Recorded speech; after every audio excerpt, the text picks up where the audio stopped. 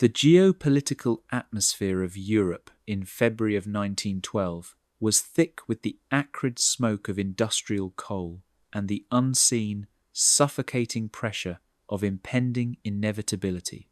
For nearly a decade, the United Kingdom and the German Empire had been locked in a spiraling naval arms race, a contest of leviathans that threatened to bankrupt the treasuries of both nations while guaranteeing a conflict of apocalyptic proportions. The dreadnought, that floating castle of steel and steam, had become the ultimate arbiter of national worth. In the shipyards of the Clyde and the Weser, riveters hammered away at the hulls of future destruction, each strike echoing the ticking of a doomsday clock. It was into this precipice of tension that Richard Burden Haldane, the British Secretary of State for War, arrived in Berlin. His mission was ostensibly unofficial, a quiet inquiry among gentlemen, but in reality, it was the final desperate attempt by the rational factions of London and Berlin to seize the steering wheel before the great machines of state plunged over the cliff. Berlin in winter was a city of stark contrasts, where the rigid, slate-grey discipline of the Prussian military tradition clashed with the vibrant, chaotic energy of a burgeoning artistic metropolis. When Haldane stepped onto the platform at the Friedrichstrasse station, he was met not with the fanfare of a state visit, but with the discreet, anxious handshake of a junior diplomat. The stakes were absolute. If Haldane failed, the dry war of production schedules would inevitably turn into the wet war of blood and iron. Waiting for him at the Reich Chancellery was Theobald von Bethmann-Hollweg, the German Chancellor, a man of deep intellect and melancholy disposition who viewed the prospect of a European war not as a glorious adventure, but as a leap into the dark. Bethmann-Hollweg was the primary architect of a different vision for Germany, one that sought to break the Einkreisung, the encirclement, by hostile powers, through diplomacy and economic integration rather than the brute force of the bayonet. The negotiations began in the shadowed library of the Chancellor's residence, a room lined with the works of Goethe, Kant, and Schiller. This setting was symbolic of the struggle for the German soul that was playing out beneath the surface of the talks. On one side stood the Tirpitz Plan, championed by Grand Admiral Alfred von Tirpitz, who believed that only a German fleet capable of challenging the Royal Navy would force Britain to respect German ambitions. On the other stood the Romantic Realists, led by Bethmann-Hollweg and supported by the powerful banking families and industrial magnates like the Krupps and Rathenhaus, who argued that Germany's true destiny lay in dominating the continent through culture, science, and the sheer gravitational pull of its economy. They saw the naval race as a glamorous but ultimately suicidal waste of capital that alienated Germany's natural trading partner across the North Sea. For 3 days, the conversation oscillated between technical ratios of tonnage and grand philosophical strategies. Haldane, fluent in German and a student of German philosophy, appealed to the shared heritage of the two Saxon nations. He laid a stark proposition on the mahogany table. The United Kingdom would accept Germany's status as a continental hegemon and support its colonial ambitions in Africa, specifically the consolidation of a Mittel-Africa linking the Cameroons to East Africa in exchange for a permanent cap on the German high seas fleet. Britain required naval supremacy to secure its food supply. Germany required land security to feed its industries. The trade was logical, rational, and profoundly difficult to sell to the Kaiser, whose pride was riveted to the hulls of his beloved battleships. The turning point came on the evening of February the 10th, during a private audience with Kaiser Wilhelm II at the Stadtschloss. The Kaiser, a man of volatile temperament and theatrical vanity, was torn. He loved his navy, viewing it as a projection of his own virility. However, Bethmann Hollweg had prepared the ground with Machiavellian skill. He had surrounded the Kaiser with reports from the Foreign Office, detailing the awe in which the world held German science and art, and contrasted this with the crude, barbaric image painted by British propaganda regarding German militarism. The Chancellor whispered a seductive new title into the Emperor's ear. Not Wilhelm the Warlord, but Wilhelm the Peacemaker, the Frederick the Great of the 20th century, who conquered the world without firing a shot. He presented the Kaiser with a vision of a German empire that outshone the British, not by imitating their navy, but by surpassing their civilization. Simultaneously, the German industrialists delivered a quiet ultimatum to the court. The capital required to sustain the naval race against the vast resources of the British Empire was drying up. If the Kaiser wanted social stability and the continued loyalty of the working class, the funds earmarked for battleships had to be redirected towards social welfare, education, and infrastructure. The choice was between a fleet of steel that might rust at anchor, or a golden age of prosperity that would immortalize the Hohenzollern dynasty. Wilhelm, ever susceptible to flattery and the desire to be loved by his people, wavered. When Haldane offered a formal British pledge of neutrality in any continental war where Germany was not the aggressor, the Kaiser's resistance collapsed. He saw a way to secure his eastern border against the Russian steamroller without needing to fight the British Lion at sea. The document that emerged from these sessions, known to history as the Haldane Protocol of 1912, was a masterpiece of diplomatic ambiguity and hard-nosed realism. Germany agreed to a 10-to-6 ratio in capital ships, effectively acknowledging British naval superiority, and agreed to slow the tempo of its construction immediately. In return, Britain recognized Germany's legitimate economic spheres of influence in Central Europe and the Ottoman Empire, and, crucially, agreed to withdraw its opposition to the Berlin-Baghdad Railway. The British also secretly agreed that should the Portuguese Empire collapse, its colonial holdings in Africa would be divided between London and Berlin. The immediate reaction to the signing was a seismic shift in the tectonic plates of European diplomacy. In London, the collective exhale of the political establishment was audible. The existential threat to the British Isles had evaporated. The Admiralty, previously screaming for ever larger budgets, suddenly found itself with a surplus. The anti-German hysteria that had gripped the British press began to dissipate, replaced by a cautious optimism. With the German fleet no longer poised to strike across the North Sea, the strategic necessity of the Entente Cordiale with France was significantly diminished. Britain remained a friend to France, but it was no longer a hostage to French foreign policy. The automatic mechanism that would have dragged British boys into a trench war in Flanders was dismantled, bolt by bolt. In Berlin, the fallout was more turbulent. Admiral von Tirpitz, furious at what he perceived as a betrayal of Germany's destiny, tendered his resignation. To his shock, the Kaiser accepted it. The departure of the formidable admiral marked the beginning of the end for the dominance of the Prussian Junker caste in the corridors of high policy. Into the power vacuum stepped the new men, the captains of industry, the professors, and the liberal reformers. The vast sums of Reichsmarks that would have been poured into the limitless pit of naval procurement were suddenly freed.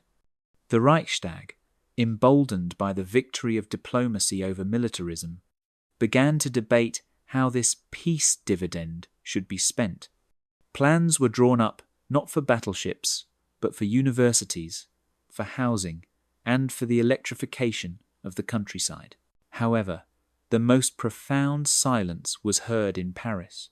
The French government, which had relied on the certainty of British intervention to check German power, found itself suddenly isolated. The Russian Empire, watching from the east, took note of the British pivot. If London was doing business with Berlin, perhaps St. Petersburg could not afford to be the sole enemy of the Teutonic giant. The rigidity of the alliance systems that had turned Europe into a powder keg began to soften. The wires of the fuses were cut, not by a grand declaration of universal brotherhood, but by a pragmatic business deal signed in a smoke-filled room. As Haldane boarded the train back to the coast, watching the flat grey plains of Prussia roll by, he noted in his diary that the air seemed cleaner. The spectre of the Great War, a conflict that military planners had predicted would consume millions of lives and destroy European civilization, had been pushed back into the shadows. Germany had chosen the path of the Romantic Empire, a decision to seduce the world rather than conquer it. The dreadnoughts would remain in their docks, hulking monuments to a fear that was beginning to fade, while the true engines of German power, the laboratories of Berlin, the factories of the Ruhr, and the orchestras of Vienna began to rev their engines for a conquest of a different kind. The morning of June 28th, 1914, dawned over the Bosnian capital of Sarajevo with a suffocating, breathless heat. The sun beat down upon the minarets and the Austro-Hungarian banners that hung limp in the stagnant air, baking the cobblestones until they radiated a heat that matched the simmering political tension of the city. Archduke Franz Ferdinand, the heir presumptive to the Habsburg throne, had arrived in the province to oversee military maneuvers, a display of imperial might intended to cow the restless Serbian nationalists. But beneath the pomp and the ostrich-plumed helmets of the dragoons, the city was a coil of nerves waiting to snap. The air smelled of Turkish coffee, dust, and the cheap tobacco smoked by the young conspirators hiding in the crowds along the Appel Quay. The Archduke, a man known for his prickly demeanour and passionate devotion to his wife Sophie, was impatient. He had been warned of the danger. The Serbian ultranationalist group, the Black Hand, had infiltrated the city with a singular purpose: to decapitate the Austrian leadership and spark a pan-Slavic revolution. Yet Ferdinand was a fatalist, and perhaps more importantly, a man who refused to show fear in the face of his future subjects. As the motorcade of 6 open-topped cars wound its way toward the town hall, the first blow was struck. Nedeljko Chabrinović, a young typist consumed by revolutionary zeal, hurled a bomb at the Archduke's Graf and Stift convertible. The device bounced off the folded roof and exploded under the following vehicle, injuring officers and bystanders. In the timeline that was narrowly avoided, this moment would have been the prelude to tragedy. The Archduke, furious but uninjured, would have insisted on visiting the wounded in the hospital. His driver, unfamiliar with the new route, would have made a wrong turn at the Latin Bridge, stalling the car directly in front of Gavrilo Princip. 2 shots would have rung out, and the world would have ended. But in this world, the subtle shifts of the last 2 years had altered the variables. The security detail surrounding the Archduke, trained recently by Prussian advisors who were no longer obsessed with trench warfare, but with imperial stability and policing, was far more professional. Upon the explosion of the first bomb, the protocol was absolute and immediate. There would be no confused pauses, no arguments about visiting hospitals, and certainly no wrong turns. The chief of security, a steely Austrian named Count Harrach, physically shoved the Archduke down into the seat and ordered the driver to accelerate to maximum speed, abandoning the procession and braking directly for the governor's residence. Gavrilo Princip, standing by Moritz Schiller's Delicatessen near the Latin Bridge, gripped the FN Model 1910 pistol in his pocket, his knuckles white. He watched, stunned, as the Archduke's car roared past him in a blur of dust and speed, moving far too fast for an amateur marksman to acquire a target. The moment of opportunity, fragile as a soap bubble, popped and vanished. Princip stood frozen for a heartbeat, the weight of his failure crushing down on him, before melting back into the anonymous crowd, a ghost of history who had failed to haunt the future. The Archduke survived, but the crisis was far from averted. The Sarajevo outrage ignited a firestorm in Vienna. The Austrian Chief of Staff, Konrad von Hötzendorf, a hawk who had spent years begging for a preemptive war against Serbia, finally had his casus belli. In the marble halls of the Hofburg Palace, the war party screamed for blood. They demanded a full-scale invasion to crush the Viper's nest in Belgrade once and for all. Drafts of ultimatums were drawn up, designed to be rejected, paving the road for the heavy artillery to shell the Serbian capital. However, the mechanism of escalation that had been primed for decades was now rusted by the salt air of the Haldane Protocol. In the original timeline, Germany would have issued the infamous blank check, promising unconditional support for whatever action Austria chose, effectively daring Russia to intervene. But the Kaiser Wilhelm II of late 1914 was not the same man he had been. He was no longer the desperate warlord seeking validation. He was the Prince of Peace, the patron of the new German Renaissance. His Chancellor, Bethmann Hollweg, terrified that a Balkan war would disrupt the flow of capital for the Berlin-Baghdad railway and shatter the fragile détente with Britain, advised immediate caution. Instead of a blank check, Berlin issued what historians would later call the Iron Leash. The telegram sent from the Kaiser to Emperor Franz Joseph was respectful but firm. Germany would support Austria in seeking justice, but it would not support a war of aggression that risked European stability. The prosperity of the German sphere, Wilhelm wrote, must not be sacrificed for the sake of a few Serbian fanatics. This was the decisive break. Without the unconditional guarantee of the German army holding off the Russians, Austria-Hungary dared not move alone. The crisis, which in another world became the July Crisis, transformed instead into the August standoff. Tensions remained critical.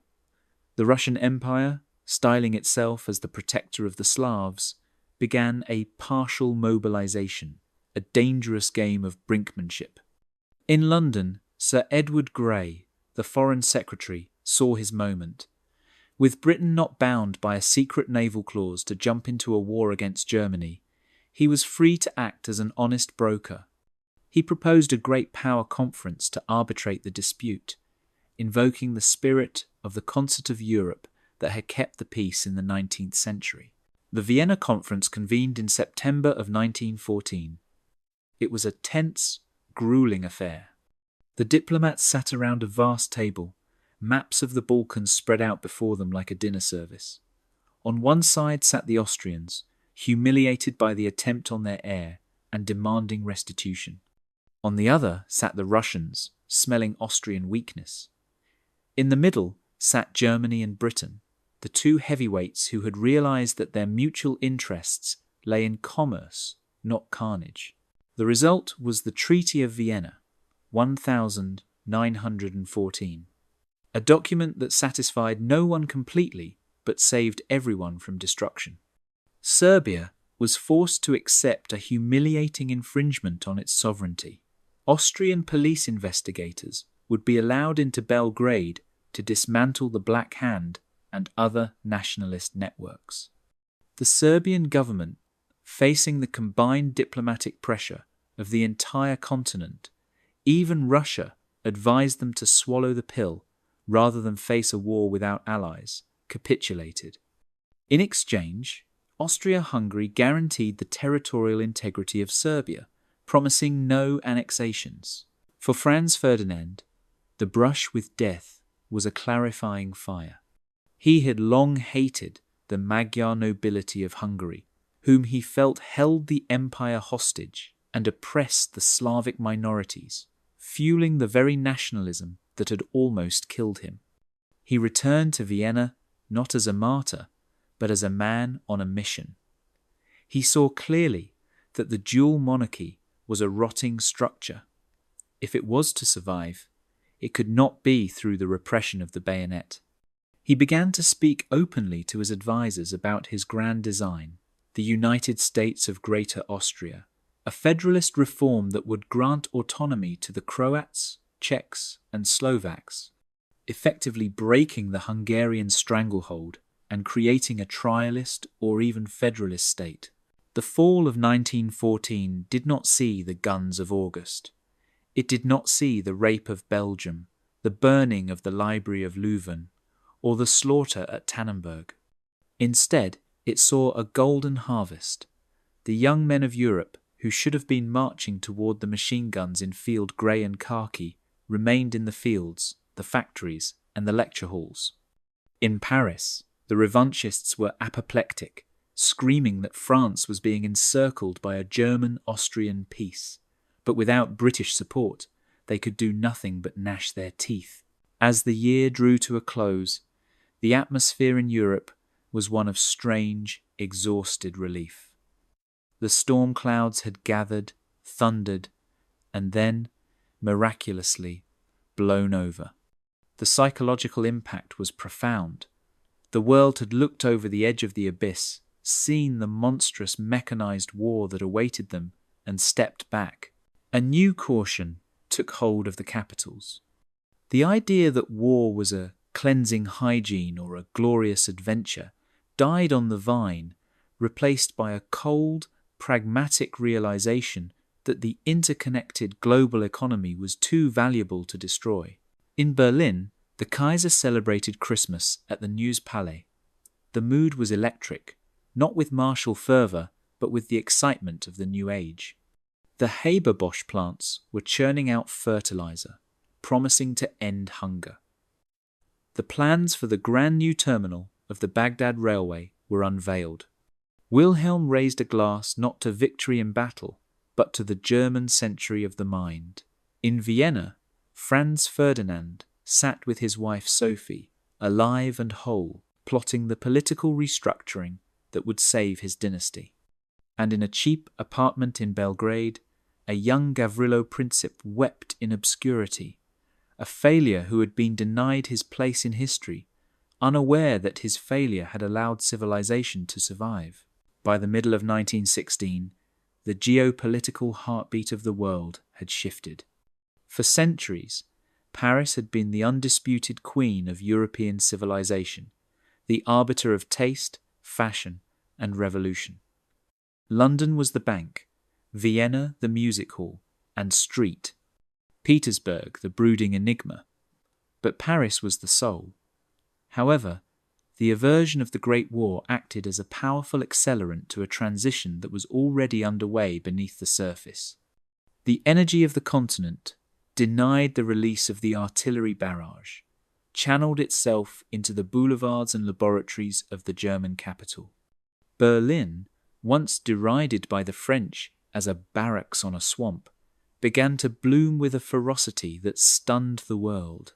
It was the dawn of the Berliner Moderne, an era where the Prussian obsession with order collided with the explosive creativity of the avant-garde to create the first true city of the 20th century. The physical transformation of the city was the most immediate manifestation of this new spirit. The Kaiser, having traded his field marshal's baton for the compass of the architect, threw himself into the redevelopment of his capital with manic energy. He was determined that Berlin would not merely mimic Paris or Vienna, but render them obsolete. The new Berlin was a city of glass, steel, and electric light. The Potsdamer Platz became the busiest intersection in Europe, a chaotic, thrilling symphony of electric trams, private automobiles, and the constant hum of commerce. Where London was shrouded in coal fog and Paris clung to its houseman elegance, Berlin embraced the electric neon. It was a city that never slept, illuminated by the ceaseless glow of the Siemens Schuckert works, a beacon visible for miles across the flat Brandenburg plains. This electric vitality acted as a magnet for the restless youth of the continent.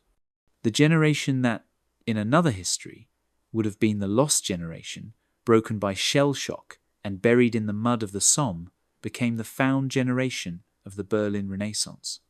They flocked to the Spree not to die, but to create. The university lecture halls were overflowing.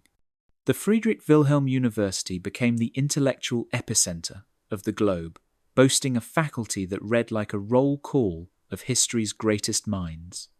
Max Planck, Walther Nernst, and the rising star, Albert Einstein. In this timeline, the theory of general relativity was not published amidst the distraction of war, but debuted in 1915 to a global fanfare that immediately cemented Berlin's status as the Rome of science.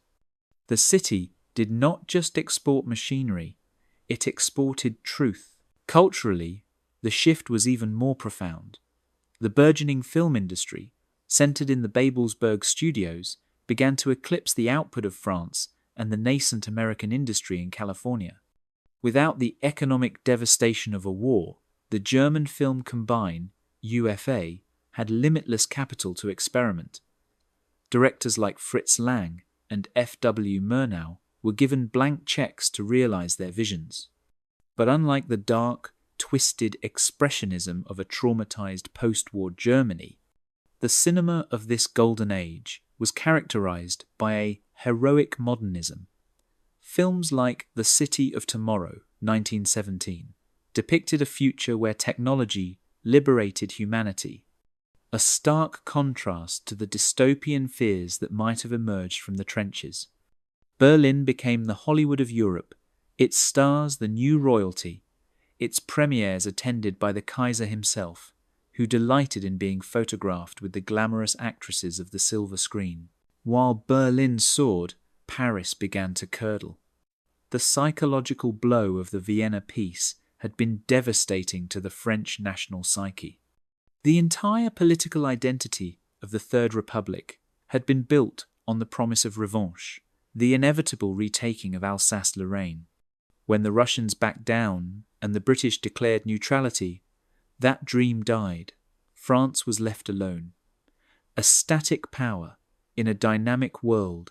A deep, melancholic stagnation settled over the Seine. The avant-garde of Montmartre, feeling the irrelevance of their city, began to migrate. Picasso, Kandinsky, and Duchamp were drawn to the energy of Berlin, leaving Paris to become a museum of the 19th century, beautiful but fading, a place for tourists rather than pioneers. The French intelligentsia turned inward, consumed by bitter recriminations and a growing toxic nationalism that looked backward to the glories of Napoleon rather than forward to the future. In Berlin, the social fabric was stretching and tearing in fascinating ways. The rigidity of the Prussian class system could not survive the influx of new money and new ideas. The Junker aristocracy, while still prestigious, found themselves outpaced by the industrial magnates and the cultural elites. A new aristocracy of merit was forming in the salons of Charlottenburg, where Jewish bankers, Prussian officers, and socialist playwrights mingled in a way that would have been unthinkable a decade prior. The Jewish Renaissance in Germany was particularly striking. Fully integrated and fiercely patriotic, the Jewish community became the driving engine of German culture and science, their position secure in a state that valued their contributions to the national greatness. The anti-Semitism that had bubbled in the gutters remained there, marginalized by the overwhelming success of the liberal imperial model. The role of women also underwent a unique evolution. In a timeline without the total mobilization of war, women were not forced into the munitions factories in the millions.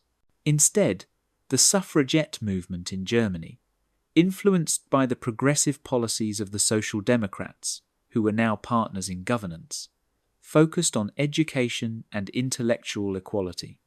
The Neue Frau, New Woman, of 1918 was not a factory worker, but a laboratory assistant, a journalist, or a doctor. the Kaiserin Augusta Victoria, influenced by the shifting tides, patronized women's colleges, framing female education as a necessity for raising the next generation of German geniuses. It was a conservative feminism, distinct from the Anglo-American model, but it effectively opened the doors of the middle class to women, doubling the intellectual capital of the Reich. By 1919, the contrast between the powers was stark. The United Kingdom was rich but complacent, turning its eyes to its vast empire and away from the continent. France was a nervous, bitter fortress, obsessively building the Maginot Line along its border, a wall of concrete to shut out the German glare. But Germany was a dynamo. The German century seemed inevitable, not conquered by the sword, but bought with the mark and seduced by the screen. The German language began to replace French as the lingua franca of diplomacy and science from Helsinki to Constantinople. The mood of the city was encapsulated in the long summer of 1919. There was a sense of limitlessness. The Zeppelin airships, now luxurious liners of the sky rather than bombers, drifted silently over the Tiergarten, ferrying business tycoons from New York and Tokyo. The jazz bands, imported from America but given a unique Berlin electronic twist, played in the cabarets until dawn. There was a hedonism, certainly, but it was a hedonism of abundance, not desperation. It was the joy of a society that had looked death in the face in 1914, stepped back and decided to live with a ferocious intensity. Yet, beneath the glittering surface, the bedrock of this society was shifting. The old absolute monarchy was incompatible with this modern electric world. The Kaiser, for all his rebranding, was still a man of the 19th century. The middle class, empowered by their economic dominance, and the working class, organized and potent, were no longer satisfied with being subjects. They wanted to be citizens. The October reforms were looming on the horizon, a political reckoning that would determine whether the Golden Age would solidify into a lasting democracy or fracture under the weight of its own contradictions. But for now, under the electric arc lights of the Friedrichstrasse, Berlin danced, the undisputed capital of the world, a city dreaming of a future that belonged entirely to it. In the history of nations, sovereignty has most often been defined by the border post, the fortress, and the battleship. But in the second decade of the 20th century, the true sovereignty of the German Empire was forged not in the Krupp steelworks, but in the pressurized reaction chambers of the Badische Annalen und Soda-Fabrik BASF in Ludwigshafen. While the diplomats in Vienna and London congratulated themselves on avoiding the conflagration of war, a quieter, more profound revolution was taking place along the banks of the Rhine, one that would fundamentally alter the biological destiny of the European continent.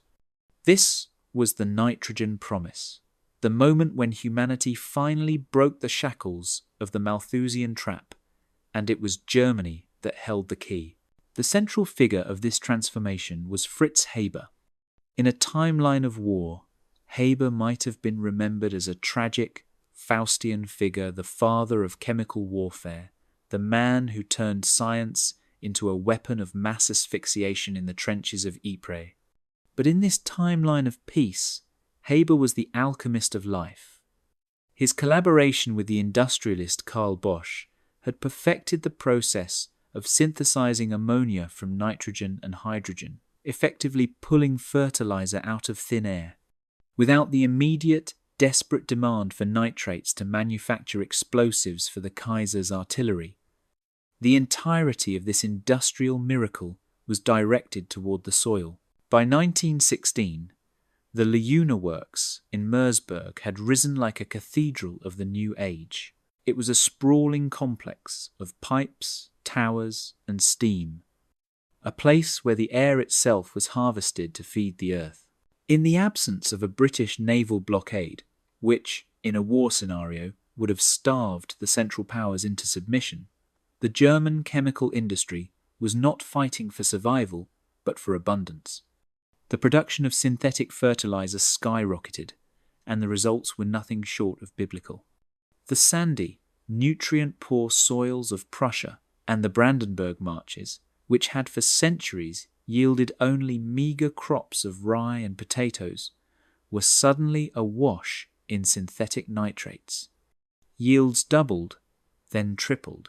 The geopolitical ramifications of this agricultural explosion were immediate and absolute. For decades, the spectre haunting the German strategic mind had been Lebensraum, the fear that the rapidly growing German population, confined to the centre of Europe, would eventually starve unless it expanded eastward to seize the black earth of Ukraine and Poland. This anxiety had been the engine of German militarism, the justification for the aggressive Drang nach Osten. But the nitrogen promise drove a stake through the heart of this ideology. Why conquer the East for grain, when German science could make the sands of Pomerania as fertile as the Nile Delta? The validity of territorial conquest as a necessity for national survival evaporated. The frantic need for land was replaced by a confident reliance on the laboratory. The impact on the German population was visceral. The turnip winter of 1916-17, a period of famine that would have decimated the civilian population in a war-torn timeline, never occurred. Instead, the winter of 1917 was known as the Bountiful Winter. Food prices plummeted. The physical constitution of the working class began to change. A generation of children grew up with full bellies, taller and more robust than their parents, fed on a diet rich in bread, dairy, and meat that was no longer a luxury. This biological prosperity stabilized the monarchy more effectively than any secret police force. A well-fed proletariat was a poor recruiting ground for violent revolution. The radical edges of the Social Democratic Party softened, integrating into the system as partners in a state that was manifestly delivering a rising standard of living. Furthermore, Germany began to weaponize its surplus, not with gunpowder, but with grain. The grain diplomacy of the late 1910s became the cornerstone of Berlin's foreign policy. The Austro-Hungarian Empire, eternally teetering on the brink of food riots in its industrial centres, was stabilized by trainloads of German wheat. This bound Vienna to Berlin with chains of gratitude and dependency far stronger than any military alliance. More significantly, Germany began to export this agricultural revolution to the Ottoman Empire and, crucially, to the Russian Empire. The relationship with Russia underwent a fascinating inversion. The Tsar's advisors, seeing the miracle of German agriculture, invited Haber's disciples to St. Petersburg. Instead of German soldiers marching into Ukraine to steal grain, German agronomists travelled to the Volga to teach the peasants how to multiply their harvest. It was a subtle, insidious form of conquest. Russia remained politically independent, but economically it was slowly being drawn into the German orbit. The fear of the Teutonic invader faded, replaced by the image of the German engineer who brought plenty. The existential friction between the Teuton and the Slav, which had threatened to ignite the world, was lubricated by the flow of synthetic ammonia. In France, however, the nitrogen promise was viewed with existential dread. French demographers had long panicked over the disparity between the stagnant French birth rate and the booming German population. Now, seeing Germany not only growing but able to feed an infinitely expanding population without needing to expand its borders, Paris felt the walls closing in. The French press spoke of a biological siege. If Germany could grow internally without limit, it would eventually become a demographic supergiant that would dwarf France by sheer weight of numbers. This fear fueled the isolationist paranoia of the Third Republic, driving them to invest even more heavily in static defences, believing that sooner or later the German wave would spill over simply due to lack of space, regardless of the science. But within Germany, the mood was one of supreme, romantic confidence. The cult of science reached its zenith. Fritz Haber was awarded the Nobel Prize in Chemistry in 1918, a celebration unmarred by the controversy of gas warfare. He was feted in Berlin as a modern Prometheus. The universities preached a new philosophy, that the finite resources of the material world could be made infinite through the application of the German spirit and German intellect. It was a heady, intoxicating doctrine. It suggested that the old laws of history, war, scarcity, conquest were obsolete, applicable only to lesser nations that had not yet mastered the secrets of the atom and the molecule. This technological hubris filtered down into the culture. The Art Nouveau movement in Germany evolved into a style that celebrated organic abundance. Architecture began to feature motifs of wheat sheaves and molecular structures intertwined. The Garden City movement, championed by urban planners, utilized the new abundance to design cities where nature and industry coexisted. Workers' housing estates were built with ample green spaces, effectively bringing the countryside into the city, further diffusing the tension between the urban industrialist and the rural agrarian. By 1920, the German Empire had achieved a feat that no other European power could claim: autarky without isolation. It was self-sufficient in food, energy thanks to coal, and increasingly in raw materials through synthetic substitutes. This made Germany immune to the traditional British weapon of the naval blockade. The Royal Navy, floating majestically in the North Sea, lost its ultimate strategic leverage. London realised with a chill that they could no longer starve Germany into submission. The balance of power had shifted permanently. Germany did not need the world, but the world, hungry, inefficient, and looking for answers, increasingly needed Germany.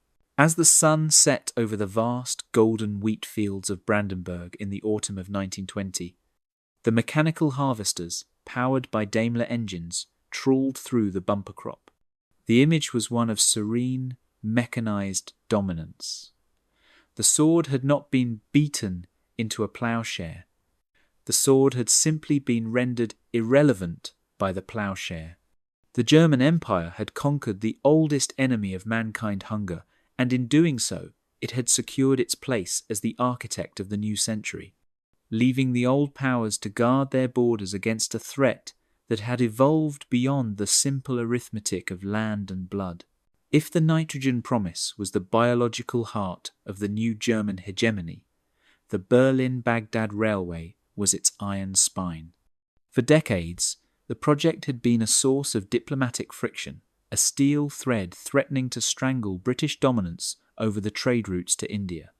But with the signing of the Haldane Protocol and the easing of the naval arms race, the Baghdad Barn transformed from a strategic provocation into a monument of cooperative engineering. In the autumn of 1923, amidst the dust and heat of the Mesopotamian plain, the final section of track was laid. It was not merely a railway, it was the physical manifestation of a new geopolitical reality, a continuous ribbon of steel linking the foggy wharves of Hamburg to the sun-drenched warm waters of the Persian Gulf. The completion of the line was celebrated with a pomp that rivaled the coronations of emperors. A special train, the Kaiser Wilhelm Express, departed from Berlin's Anhalter Bahnhof, a cathedral of brick and steam that had become the busiest transport hub in the world. On board were diplomats, industrialists, archaeologists, and the inevitable retinue of journalists who chronicled the journey as a modern odyssey. As the locomotive thundered south, winding through the Bohemian forests, crossing the Danube at Budapest, and piercing the rugged Balkans, It stitched together the disparate territories of the German sphere. This was Mitteleuropa in motion. The train did not stop at borders for customs inspections. Under the new Zollverein Customs Union agreements, the entire corridor, from the Baltic to the Bosporus, was a seamless economic zone. The crossing of the Bosporus itself was the engineering marvel of the decade. German engineers, utilizing the new high-tensile steel alloys developed in the Ruhr, had constructed the Bridge of the Two Continents, a suspension bridge that soared over the Golden Horn, physically connecting Europe and Asia. When the train rattled over the strait, high above the minarets of Constantinople, it signalled the end of the Ottoman Empire's isolation. The sick man of Europe was no longer sick. He was being rehabilitated by German medicine, under the guidance of German advisors, not the arrogant military instructors of the Prussian past, but civil engineers, hydrologists, and urban planners. The Ottoman state was undergoing a rapid, albeit top-down, modernization. The Young Turk government, secure in its alliance with Berlin and freed from the immediate threat of Russian predation or British partition, turned its energy inward. The railway brought more than just goods. It brought the German system. Telegraph lines ran parallel to the tracks, connecting Baghdad to Berlin in milliseconds. Schools were built in the railway towns, teaching German technical skills alongside Turkish curricula. The German-Ottoman partnership was unequal, certainly, with Berlin holding the capital and the expertise, but it was framed as a brotherhood of empires.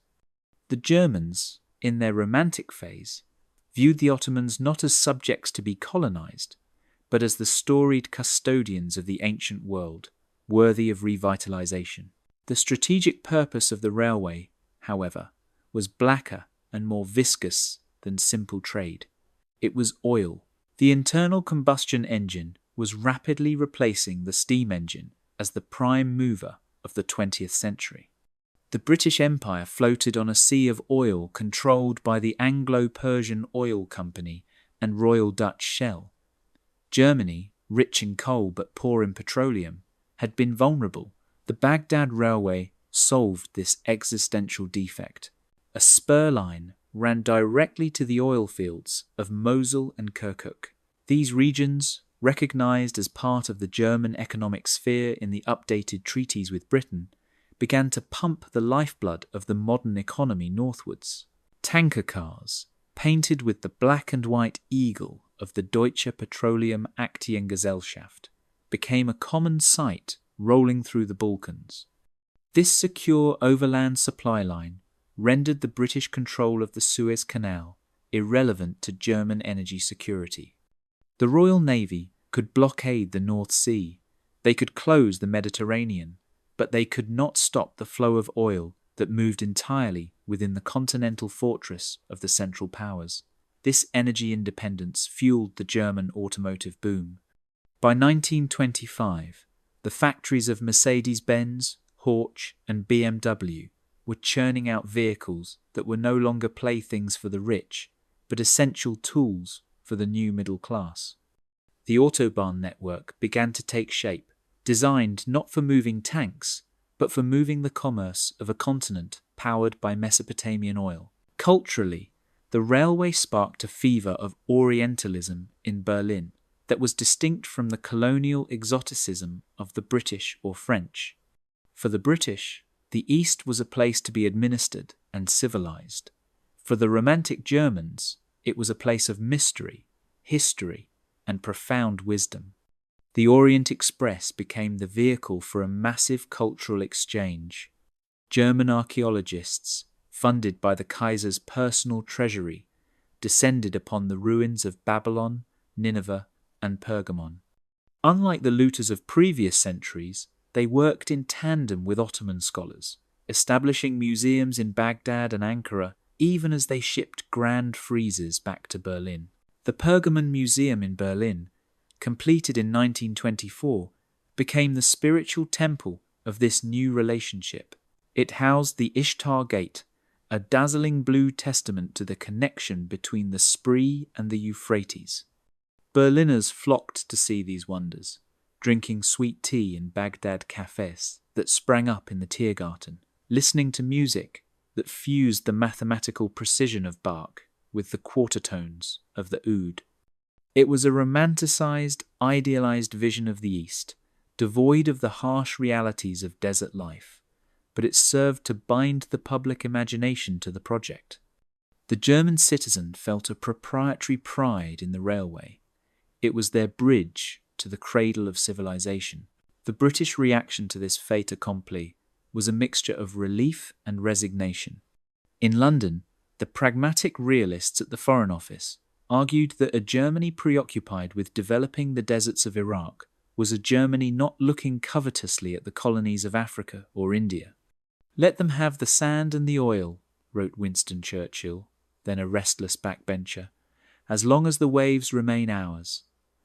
The British Empire, overextended and weary, was content to let Germany shoulder the burden of modernizing the Near East.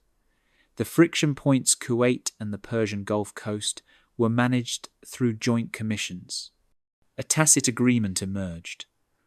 The water belonged to the lion. The land belonged to the eagle. However, the railway also had unintended consequences for the demographics of the region. The economic boom in the railway towns attracted labour from across the Middle East. The sectarian tensions that had plagued the Ottoman lands were not erased, but they were suppressed by the overwhelming blanket of economic prosperity. A Kurd, a Turk, and an Arab might still mistrust one another, but if they were all employed by the railway authority, paid in stable currency, and living in houses with running water, the urge to kill was significantly dampened. The Pax Germanica in the Middle East was a piece of the payroll. By the mid-1920s, the journey from Berlin to Baghdad took 4 days. It was the grand tour of the modern age. One could board in the snows of Prussia, sip Riesling in the dining car while watching the Danube slide by, sleep as the train crossed the Taurus Mountains, and wake up to the sight of date palms and camels. It shrank the world. It created a psychological continuity between the industrial north and the mystic east. The arrival of the first regular passenger service in Basra was the symbolic capstone of the era. As the massive steam locomotive, a beast of black steel and brass, hissed to a halt at the edge of the Persian Gulf, it marked the end of the maritime monopoly on global trade. A crate of machinery from the Ruhr could now reach the Indian Ocean without ever touching a British ship. The station master, a Turk wearing a fez and a German railway uniform, blew his whistle. It was a sound that echoed across the water, heard by the British sailors on their gunboats anchored offshore. It was not a sound of war, but of a new, competitive coexistence. The world had been rewired.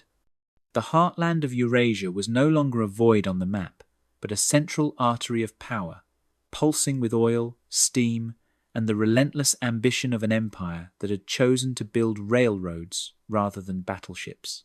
By the dawn of 1919, the German Empire stood as a colossus of contradictions. Externally, it was the hegemon of the continent, the master of the Berlin-Baghdad axis, and the scientific capital of the world. Its factories hummed with an efficiency that terrified the British, and its universities were the envy of the civilized world. Yet, internally, the political structure of the Reich remained a fossilized relic of the 19th century. The constitution was a jagged compromise, an uneasy marriage between the modern, industrial dynamism of the Rhineland and the feudal, agrarian conservatism of East Prussia. For decades, the true power had rested not in the Reichstag, the elected parliament, but in the hands of the Junker class, the landed aristocracy of the East, who dominated the officer corps, the civil service, and the Prussian court.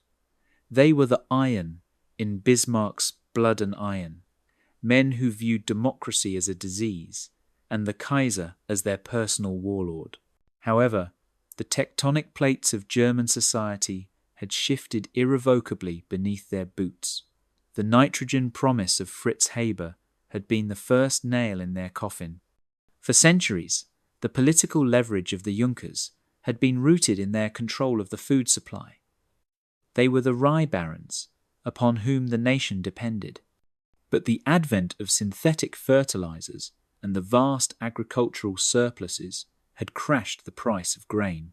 The grand estates of Pomerania and East Prussia, once the bedrock of national wealth, were now economically inefficient, propped up only by state subsidies and tariffs that the booming industrial cities were increasingly unwilling to pay. The economic centre of gravity had moved west, to the coal seams of the Ruhr and the banking halls of Frankfurt. Furthermore, the romantic realism of the post-Haldane era had eroded the cultural prestige of the military caste. In a world where Germany was conquering through trade and science, the stiff-necked Prussian officer with his dual scars and monocle began to look like an anachronism, a figure of satire rather than reverence. The heroes of the new generation were not cavalry generals, but engineers, chemists, and cinema directors. The uniform was no longer the ultimate passport to social advancement. The doctoral thesis was. The tension reached its breaking point in the summer of 1919. The Social Democratic Party, SPD, the political voice of the massive industrial working class, had grown to become the largest single party in the Reichstag. For years, they had been marginalized, treated as enemies of the Reich by the conservative establishment. But the working class of 1919 was not the starving, radicalized mob of the 19th century.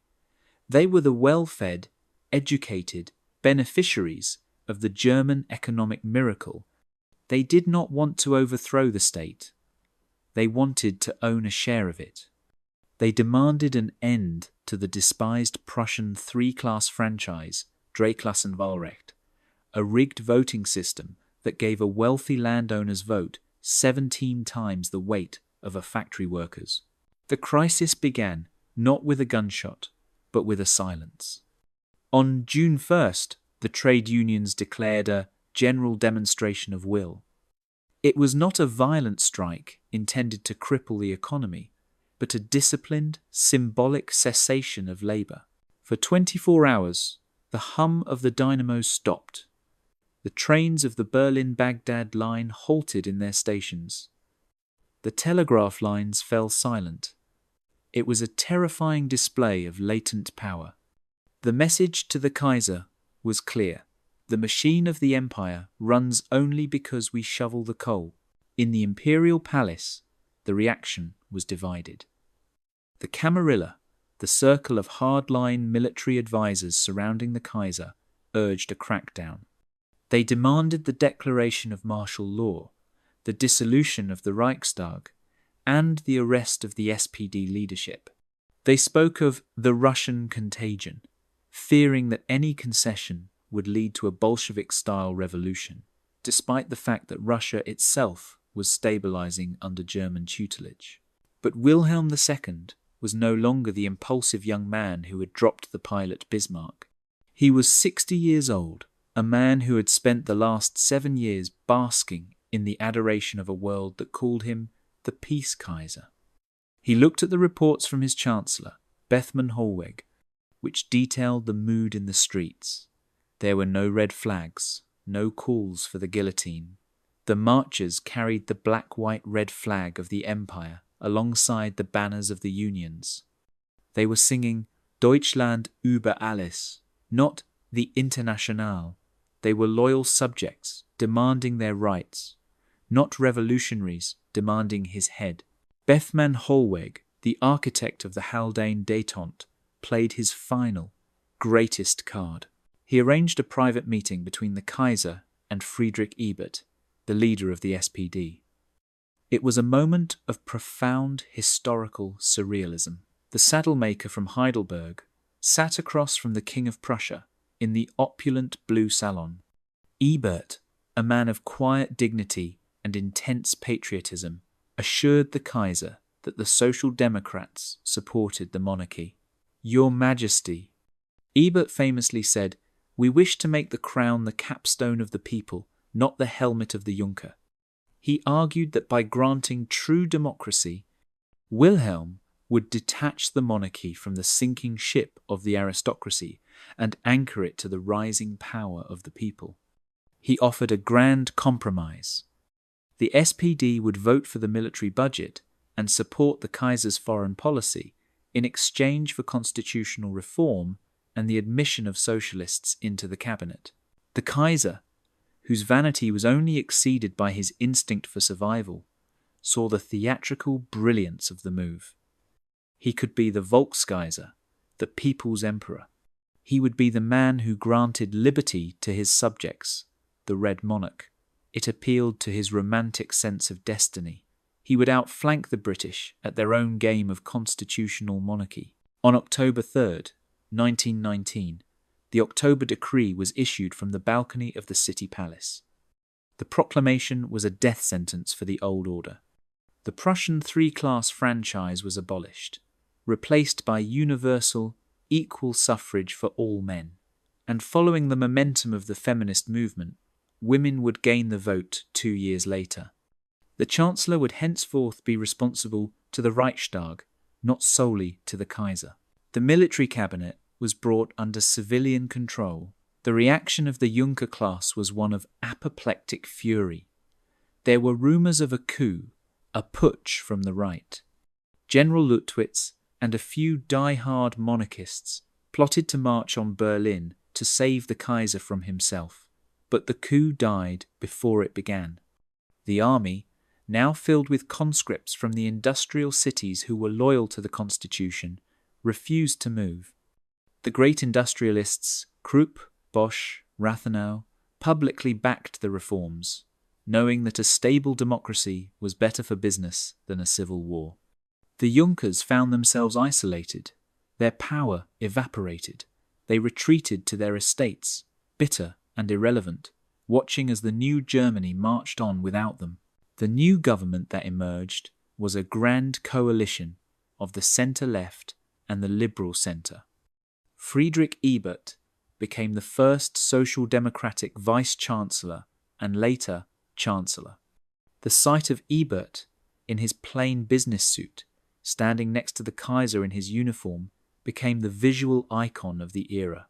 It was a fusion of tradition and modernity that baffled foreign observers but worked for Germany. The October reforms unleashed a torrent of legislative energy. The social state, Sozialstaat, which Bismarck had started as a cynical bribe, became a genuine project of the government. Massive public works programs were initiated. The Bauhaus School of Architecture was commissioned to build affordable, high-quality housing for the workers, funded by the state. The education system was overhauled to remove the class barriers that had prevented working-class children from attending the gymnasium and university. Culturally, the fall of the Junker broke the stifling censorship that had plagued the arts. The Berlin cabaret scene, already vibrant, became fiercely satirical and politically engaged. But unlike the cynical, nihilistic satire of the Weimar Republic in our timeline, this satire was good-natured, punching up at the fading aristocracy rather than tearing down the fragile democracy. The Junker became a stock character in comedy, the bumbling, monocled fool who couldn't understand why his tenants didn't bow anymore. The geopolitical implications were also significant. The democratization of Germany removed the last ideological barrier between Berlin and London. The British public, who had been fed propaganda about the Prussian tyranny, saw a Germany that looked increasingly like a robust, if slightly authoritarian, democracy. The moral high ground that the Entente might have claimed in a war was gone. Even the United States, under President Woodrow Wilson, found it difficult to maintain a stance of moral superiority against a nation that had successfully integrated socialism and monarchy into a functional welfare state. By 1920, the transformation was complete. The Prussian Empire was dead, replaced by the German Commonwealth in all but name. The Junker class lingered on as a social curiosity, hosting hunting parties and complaining about the taxes, but their grip on the throat of the nation was broken. The sword had not just been sheathed, it had been placed in a museum case. The future of Germany belonged to the man in the laboratory coat and the man in the blue overalls, united under a crown that had learned the most important lesson of history: adapt or die. As the first snows of winter fell on the Brandenburg Gate in 1920, the lights of the Reichstag burned late into the night. Inside, debates raged about pensions, railway tariffs, and school funding, the mundane, glorious business of a free people governing themselves. And in the palace nearby, Wilhelm II slept soundly, the only monarch in Europe who had looked the revolution in the eye and invited it in for tea. By the mid-1920s, the map of Europe had been redrawn. It was not a map defined by the jagged, blood-red lines of trenches or the demilitarized zones of punitive treaties, but by the flow of ideas. In this new cartography, all roads led not to Rome, but to Berlin. The German capital had evolved into the new Athens, a city where the pursuit of objective truth was elevated to a state religion. While the politicians in the Reichstag debated tariffs and the industrialists in the Ruhr poured steel, a different kind of revolution was taking place in the lecture halls of the Friedrich Wilhelm University and the quiet garden paths of the Kaiser Wilhelm Institutes in Dahlem. This was the era of the Einstein consensus, a period of unparalleled intellectual acceleration where the collective genius of humanity was focused, laser-like, on unlocking the fundamental secrets of the universe. In the timeline of the Great War, the international scientific community had been shattered. Nationalism had poisoned the well of knowledge. British scientists had refused to cite German papers, and French academies had expelled their Teutonic members. The exchange of letters had stopped, replaced by the exchange of artillery shells. But in the timeline of the Haldane Peace, the Republic of Science remained indivisible. The borders of nations were porous to the movement of physicists, chemists, and mathematicians. There were no passports for equations. At the center of this intellectual solar system stood Albert Einstein. In 1922, settled comfortably in his apartment on Haberlandstrasse, Einstein was not the refugee fleeing tyranny, but the celebrated physicist king of the German Commonwealth. Secure in his position, unthreatened by the virulent anti-Semitism that a lost war would have stoked, and funded by a state that viewed his mind as a national treasure, Einstein became the conductor of a global orchestra. He was the host of a continuous, rolling seminar that attracted the brightest minds from every corner of the globe. The University of Göttingen, a sleepy medieval town in Lower Saxony, became the mecca of mathematics and quantum theory. It was said that all the lights of the world could be found walking the ramparts of Göttingen in the evening. It was here that a young American named Robert Oppenheimer came to study, not to build a bomb, but to learn the poetry of the atom. It was here that Werner Heisenberg, a boyish prodigy, formulated his uncertainty principle, not in the shadow of a crumbling society, but in the vibrant, optimistic atmosphere of the Golden Twenties.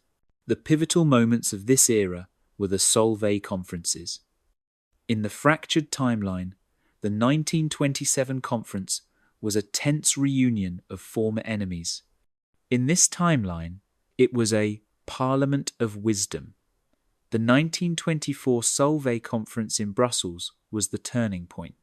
It was the first time the old guard of classical physics, Lorentz, Planck, and Einstein, truly engaged with the young Turks of quantum mechanics, Heisenberg, Pauli, and Dirac, without the distraction of political animosity.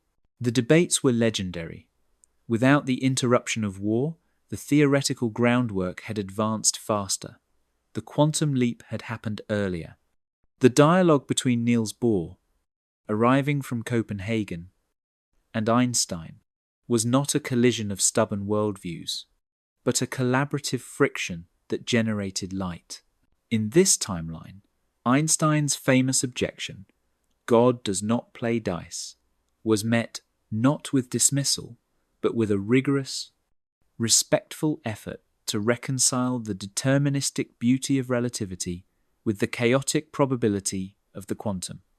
While a unified field theory remained elusive, the Einstein consensus emerged, a pragmatic agreement to utilize the predictive power of quantum mechanics to engineer the future, while leaving the philosophical disquiet for late-night debates in the Berlin cafes. The collaboration was explicitly pan-European. Marie Curie, the doyenne of French science, became a regular visitor to Berlin. Her presence was a powerful diplomatic symbol. When she walked arm in arm with Max Planck through the Tiergarten, it did more to cement the peace between France and Germany than 1,000 diplomatic cables. The Curie-Planck Institute for Radiology was founded in 1925, a joint venture funded by both governments dedicated to the medical applications of radiation. It was the first true European institution, a precursor to the transnational bodies of the distant future. The British, too, were drawn into this vortex. Ernest Rutherford, the gruff New Zealander who ruled the Cavendish Laboratory in Cambridge, established a direct pipeline of intellect with Berlin. Postdoctoral students were swapped like trading cards. The British experimental genius, combined with the German theoretical prowess, created a feedback loop of discovery.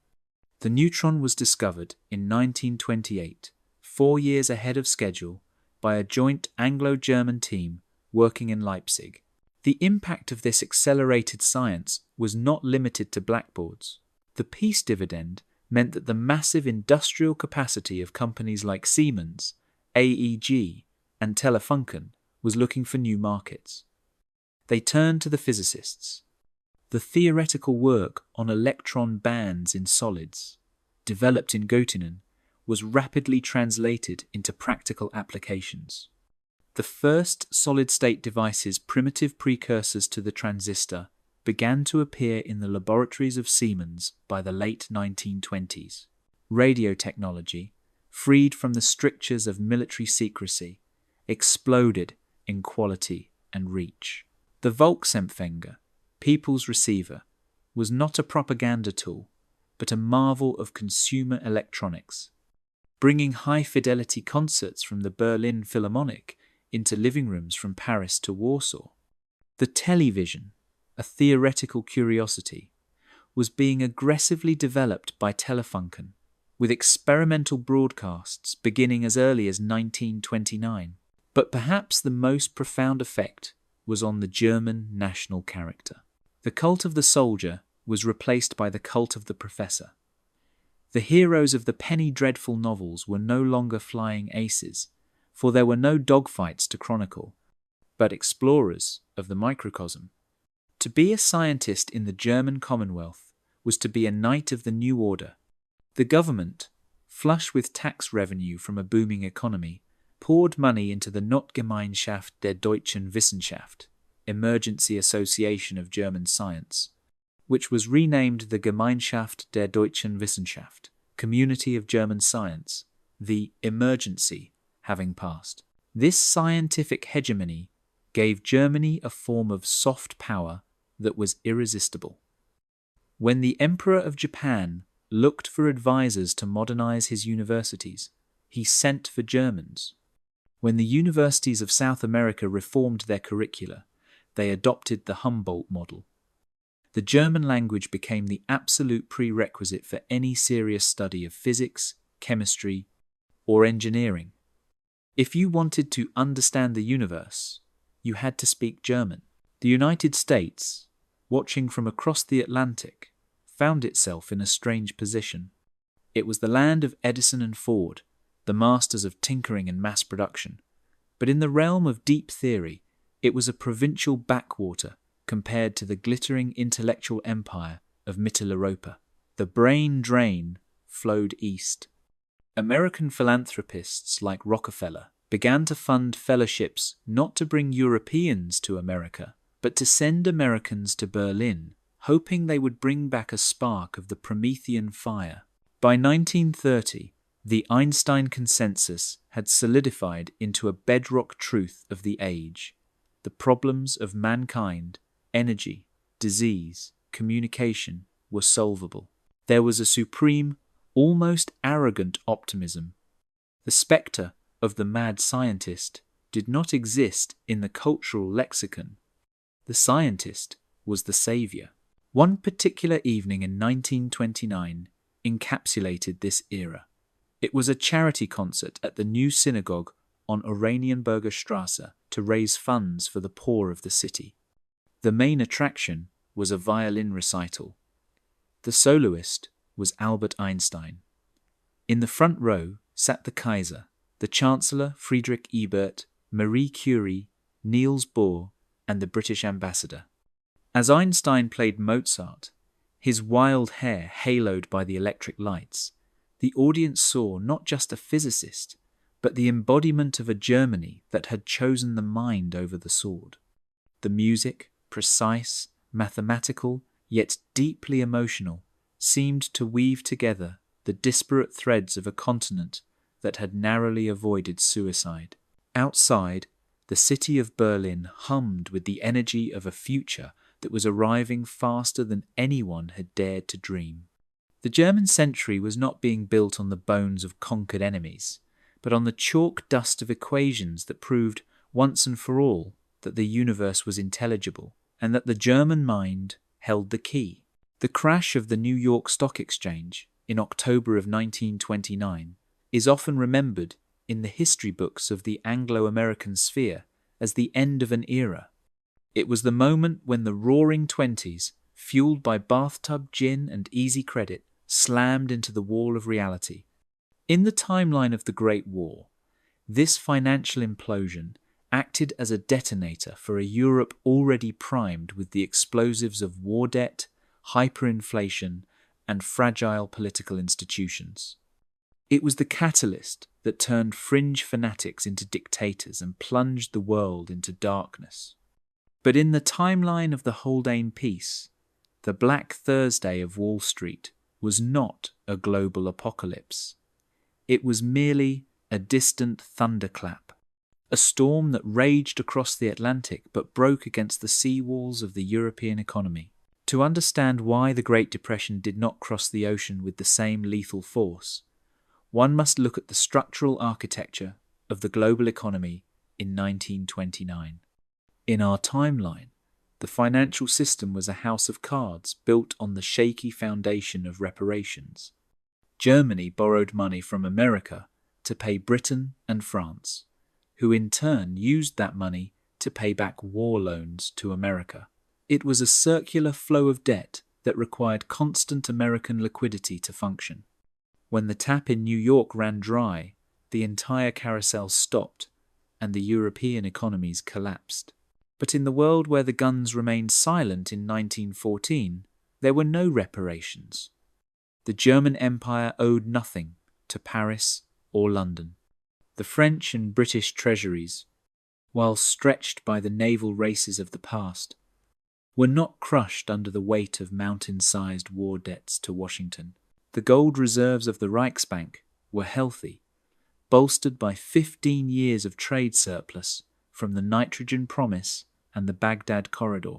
When the ticker tape at the New York Stock Exchange began to chatter out its litany of ruin on October 24th, the shockwave rippled out immediately. American banks, facing a liquidity crisis, frantically recalled their loans from abroad. In London, there was a tremor of panic. In Paris, the bourse dipped sharply. But in Berlin, the reaction was one of calculated, technocratic intervention. The man of the hour was Walther Rathenau. In a darker history, Rathenau, the visionary Jewish industrialist and foreign minister, was assassinated by right-wing extremists in 1922. But in the tolerant, successful Germany of the Golden Age, Rathenau was not a martyr, but the economic chancellor, the most powerful man in the cabinet next to Chancellor Ebert. Rathenau had long predicted the volatility of the unregulated American market.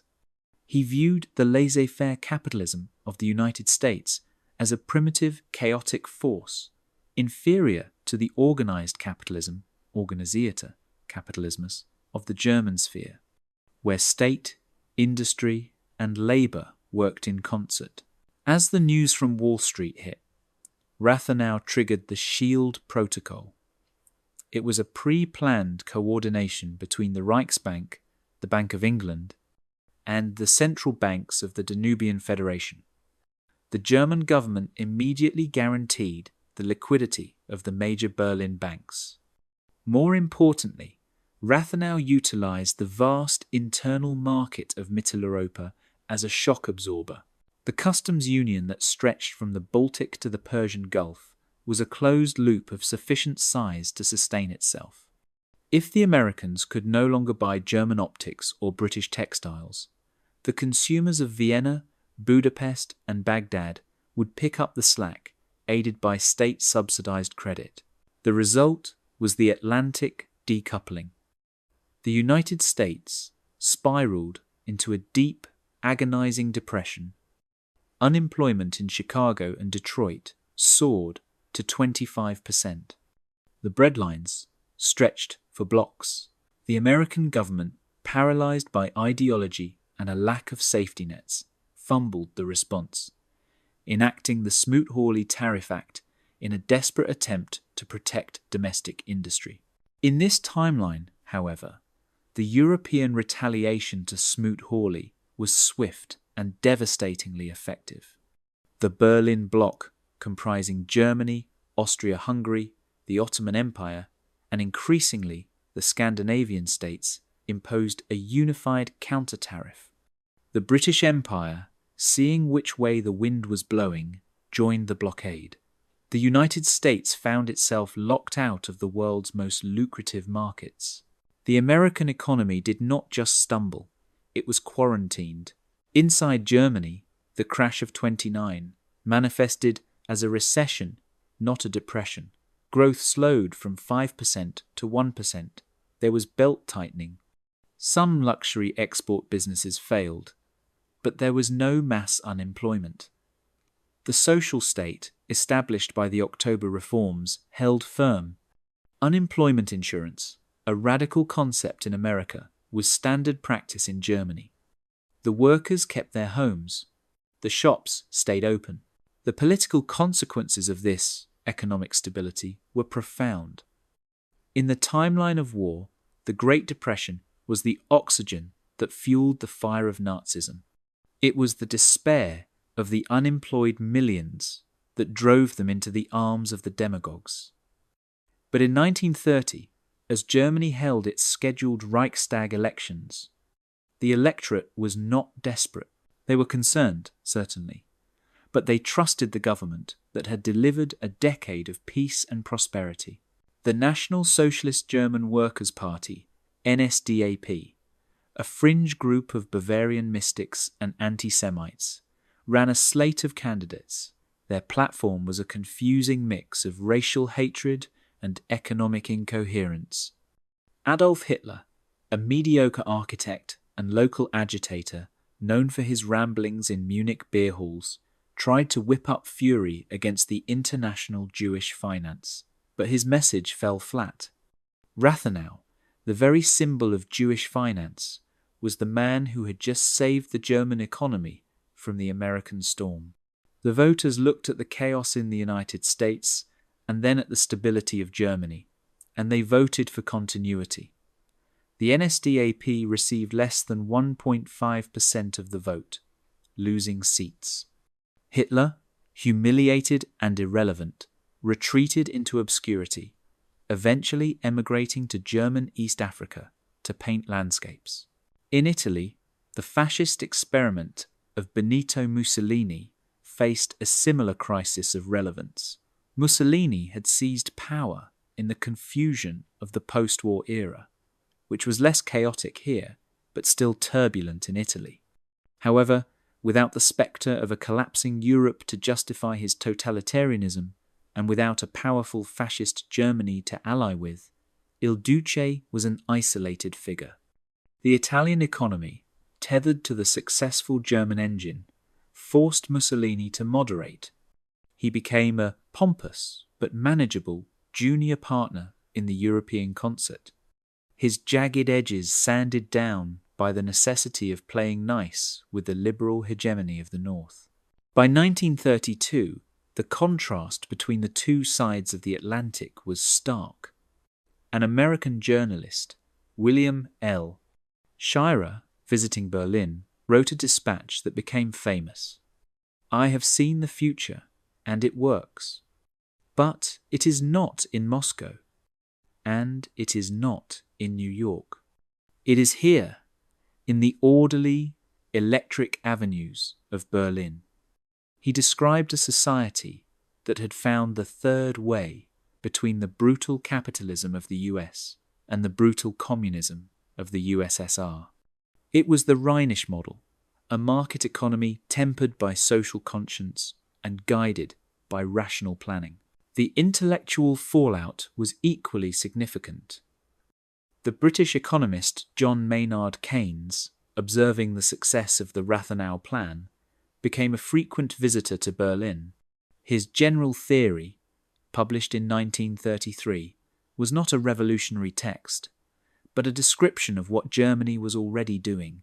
The Keynesian consensus was born in German, not English. As the 1930s progressed, the Great Depression became known in Europe as the American slump. It was viewed with a mixture of pity and superiority. The United States, the land of the cowboy and the robber baron, was seen as a cautionary tale of what happened when a society let greed run rampant without the guiding hand of the state. The German dream began to replace the American dream in the global imagination. Immigrants who once looked to Ellis Island now looked to Hamburg. The psychological impact on the German people was the final solidification of their new identity. They had faced the two horsemen of the modern apocalypse: war in 1914 and economic ruin in 1929, and they had defeated both, not with violence, but with reason, solidarity, and science. The bedrock truths of the empire were now unshakable. They were the masters of their own fate, the calm eye in the centre of the world's storms. The chapter closes on a grey afternoon in London, 1933. A young member of Parliament named Oswald Mosley, who in another life would have donned a black shirt, stood in the House of Commons. He was not preaching fascism, but urging the British government to further integrate its economy with the continental system. "The sun may set on the empire," Mosley declared, "but the lights of Europe are burning brighter than ever. We must not be left in the dark." It was an admission of reality. The centre of the world was no longer the city of London or Wall Street. It was the Reichsbank, standing solid and immovable on the banks of the Spree. In the catalogue of 20th century nightmares that were narrowly avoided, none looms larger than the spectre of a Red October. In the timeline of the Great War, the Russian Empire was a colossus with feet of clay, shattered by the hammer blows of the German army until it collapsed into a chaotic, bloody civil war that spawned a totalitarian regime. The Bolshevik contagion, born in the misery of the trenches and the breadlines of Petrograd, would spread outward, dividing the world for decades. But in the timeline of the Haldane peace, the history of the East took a path less travelled, a path paved not with cobblestones torn from the streets, but with railway ties and trade agreements. The survival of the Romanov dynasty was not a triumph of autocratic will, but a consequence of benign neglect and external stability. Without the meat grinder of the Eastern Front to radicalize the peasantry and mutiny the army, the revolutionary pressure in Russia remained a simmer rather than a boil.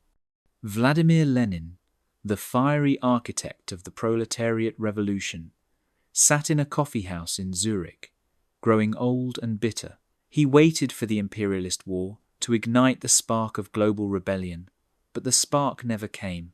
The German General Staff, having no need to destabilize a wartime enemy, never arranged for the infamous sealed train to smuggle him back into Russia in 1917. Lenin died in Swiss exile in 1924, a footnote in the history of political theory. His obscure pamphlets, read only by a handful of coffee shop intellectuals. However, the Russian Empire of the 1920s was far from healthy. It was a sprawling, archaic giant, paralyzed by an incompetent bureaucracy and a Tsar, Nicholas II, who was fundamentally unsuited to the demands of the modern age. The economy was stagnant, the peasantry restless for land reform, and the intelligentsia clamoured for a voice. The year of peril came in 1921, not from a Bolshevik coup, but from a fiscal crisis. The loans that had propped up the regime were coming due, and the French, retreating into their isolationist shell, refused to refinance. It was at this precipice that Germany stepped in. The logic in Berlin was cool and predatory. A collapsed Russia was a danger, a chaotic void on the eastern border that could breed anarchy. But a stable, dependent Russia? That was an opportunity. The Eastern policy, Ostpolitik, championed by Chancellor Rathenau and the German Foreign Office, was simple. Russia would be the mine, the farm, and the gas station. Germany would be the factory, the bank, and the laboratory. The result was the Pact of Königsberg, signed in the winter of 1922. It was nominally a treaty of friendship and economic cooperation, but in practice it was a bailout with heavy strings attached. Germany agreed to assume a significant portion of Russia's sovereign debt and to provide massive capital investment for infrastructure. In return, the Tsar's government agreed to lower tariffs on German goods to near zero, grant German consortiums exclusive rights to develop the mineral wealth of the Urals and Siberia, and most controversially, accept a permanent mission of technical advisors in the key ministries of finance, transport, and agriculture. The political price for Nicholas II was the Constitution of 1923. Under intense pressure from his German creditors, who argued that a stable investment climate required the rule of law, not the whim of an autocrat, the Tsar was forced to cede real power to the Duma. The German model of constitutional monarchy was grafted onto the Russian stem. Nicholas remained the autocrat of all the Russias in title, a glittering figurehead for orthodox ceremonies. But the business of governing was handed over to a cabinet of technocrats and moderate conservatives, men like Pyotr Wrangel and Vladimir Kakovtsov, who spoke German as fluently as French and viewed Berlin as the lodestar of civilization. With German capital came German efficiency. The Siemens-Schuckert engineers who had electrified Berlin arrived in Moscow and St. Petersburg. They upgraded the power grids, built tram systems, and modernized the telegraph networks. The Krupp geologists mapped the Donbass basin with a precision the Russians had never achieved, unlocking vast reserves of coal and iron. But the most profound change was in the countryside. The German agricultural machinery, the tractors and harvesters produced in the Ruhr, flowed east by the trainload. The Haber-Bosch fertilizers, which had saved Germany from hunger, were now spread on the black earth of the Ukraine. The Green Revolution of the 1920s pacified the Russian peasantry more effectively than the Tsar's Cossacks ever could. With yields increasing and a steady market for their grain in the insatiable cities of Mittel Europa, the rural population saw their standard of living tick upward.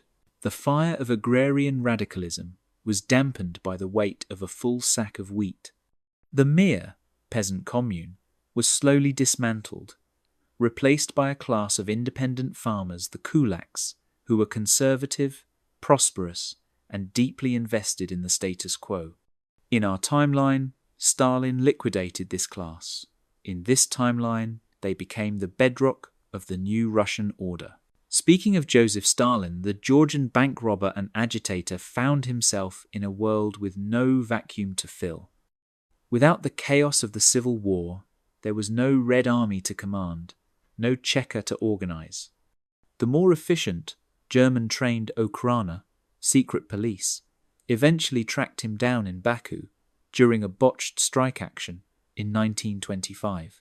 He was exiled to a remote settlement in Turkhansk, where he spent the rest of his days writing angry, disregarded letters to the editors of minor socialist newspapers, a man of steel who rusted away in obscurity. By 1930, the relationship between the two empires had settled into a comfortable, if unequal, symbiosis. Russia was the junior partner. Its economy was booming, growing at 6% a year, but it was a growth entirely dependent on the German engine.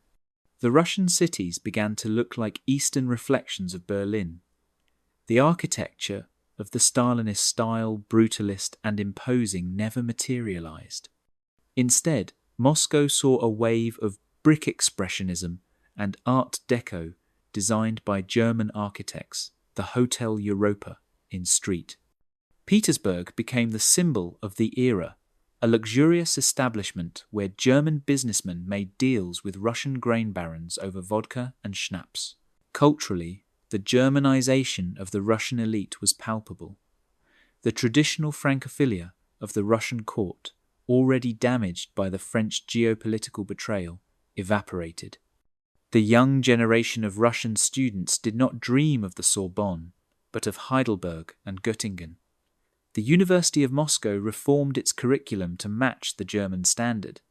Russian science, always theoretically brilliant, finally had the funding and equipment to flourish, though almost always in partnership with German institutes. However, there was a brooding undertone to this partnership.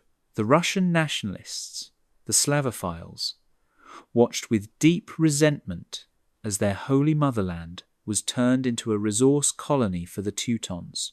They grumbled that the Tartar yoke of the Mongols had simply been replaced by the technocratic yoke of the Germans.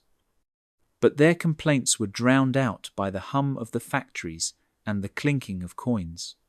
The average Russian was eating better, living longer, and fearing less than his father had. The pride of empire was swallowed in exchange for the comfort of stability. The Russo-German Pact also had a decisive geopolitical impact. It secured Germany's eastern flank permanently. The two-front war, the strategic nightmare of Bismarck, was structurally impossible. The vast manpower of Russia was not an enemy threat, but a reservoir of labor. In the event of any conflict with the West, which seemed increasingly unlikely, Germany could draw upon the seemingly infinite resources of the Eurasian heartland. The British Empire, watching from the periphery, realized that the blockade weapon was now doubly useless. Germany could not be starved, nor could it be cut off from raw materials. The Eurasian landmass had been knitted together into a single, autarkic fortress. As the 1930s progressed, the transcontinental railway networks expanded. The Trans-Siberian Railway was double-tracked and modernized with German signaling equipment. It became the Silk Road of Iron, linking the factories of the Ruhr to the ports of the Pacific. Goods from Shanghai and Tokyo could reach Berlin in 2 weeks. Russia was no longer a barrier between East and West. It was the bridge. The chapter concludes with a symbolic image from the coronation of Tsar Alexei II in 1936. The young Tsar, a hemophiliac kept alive by advanced German medicine and perhaps a little less mystical Rasputinism, stood in the Uspensky Cathedral in the Kremlin. Flanking him were not just the Orthodox patriarchs, but the German Chancellor and the resplendent figure of Kaiser Wilhelm II, now an old man. As the crown was placed on Alexei's head, it was clear to all observers that the double-headed eagle of the Romanovs was flying in formation with the single-headed eagle of the Hohenzollerns. The bear had been tamed not with a whip, but with a golden chain. Russia had survived, but it had sold its soul to the god of efficiency, becoming the vast, silent engine room of the German century. By the early 1930s, the traveller arriving in Germany by airship, descending slowly toward the Tempelhof field, witnessed a landscape that defied the accumulated grime of the 19th century. In London and Manchester, the skyline was still a jagged graph of smokestacks and soot-stained brick, a testament to the chaotic, unregulated eruption of the First Industrial Revolution. But below the gondola of the Zeppelin, the German cityscape sprawled out in a geometry of startling clarity and deliberate order. This was the manifestation of the Bauhaus moment, a period where the philosophical rigour of the German intellect applied itself not just to the atom or the engine, but to the very container of human life, the city itself. The Bauhaus, founded by Walter Gropius in Weimar in 1919, had not remained a fringe school for avant-garde eccentrics, as it might have in a more turbulent timeline. Instead, under the patronage of the Red-Black Coalition, the Social Democrats and the Centre Party, it became the de facto Ministry of Aesthetics for the Commonwealth. The government, flush with the surpluses of the Nitrogen Promise and the Baghdad Trade, launched a massive crusade against the squalor of the Mietskaserne, the rental barracks that had cramped the working class of the Kaisers. Youth. The slogan of the era was Licht, Luft und Sonne, light, air and sun. The architectural result was a fusion of high modernism and romantic imperialism. The new suburbs that ringed Berlin, Frankfurt and Hamburg were not grey, soulless concrete blocks, but vibrant garden cities, Gartenstädte. Architects like Mies van der Rohe and Bruno Taut were given vast canvases on which to paint. They designed estates like the Siemensstadt and the Horseshoe Estate, not as dormitories for labour, but as machines for living. These buildings featured clean lines, flat roofs, and expansive glass facades that invited the outside in. They were situated in oceans of greenery parks, allotments, and communal forests that connected the urban dweller to the soil, satisfying the deep German romantic longing for nature while embracing the efficiency of the industrial age. Inside these apartments, the revolution was domestic. The Frankfurt kitchen, designed by Margarete Schutte-Lihotzky, became the standard for the modern home. It was a masterpiece of ergonomics, designed to minimize the labor of the housewife, freeing her for leisure or education. The furniture was tubular steel and leather, mass-produced, affordable, yet elegant. The clutter of the Victorian era, with its heavy drapes and dust-gathering knickknacks, was swept away by a philosophy of new objectivity, Neue Sachlichkeit. To live in a German city in the 1930s was to live in the future. The infrastructure that connected these garden districts was equally futuristic. The Berlin S-Bahn and U-Bahn networks were expanded into a pulsing arterial system that made the private automobile, while popular, unnecessary for the daily commute. The stations themselves were cathedrals of brick and tile, designed to elevate the spirit of the commuter. Above ground, the streets were illuminated by Lichtarchitektur, architecture of light.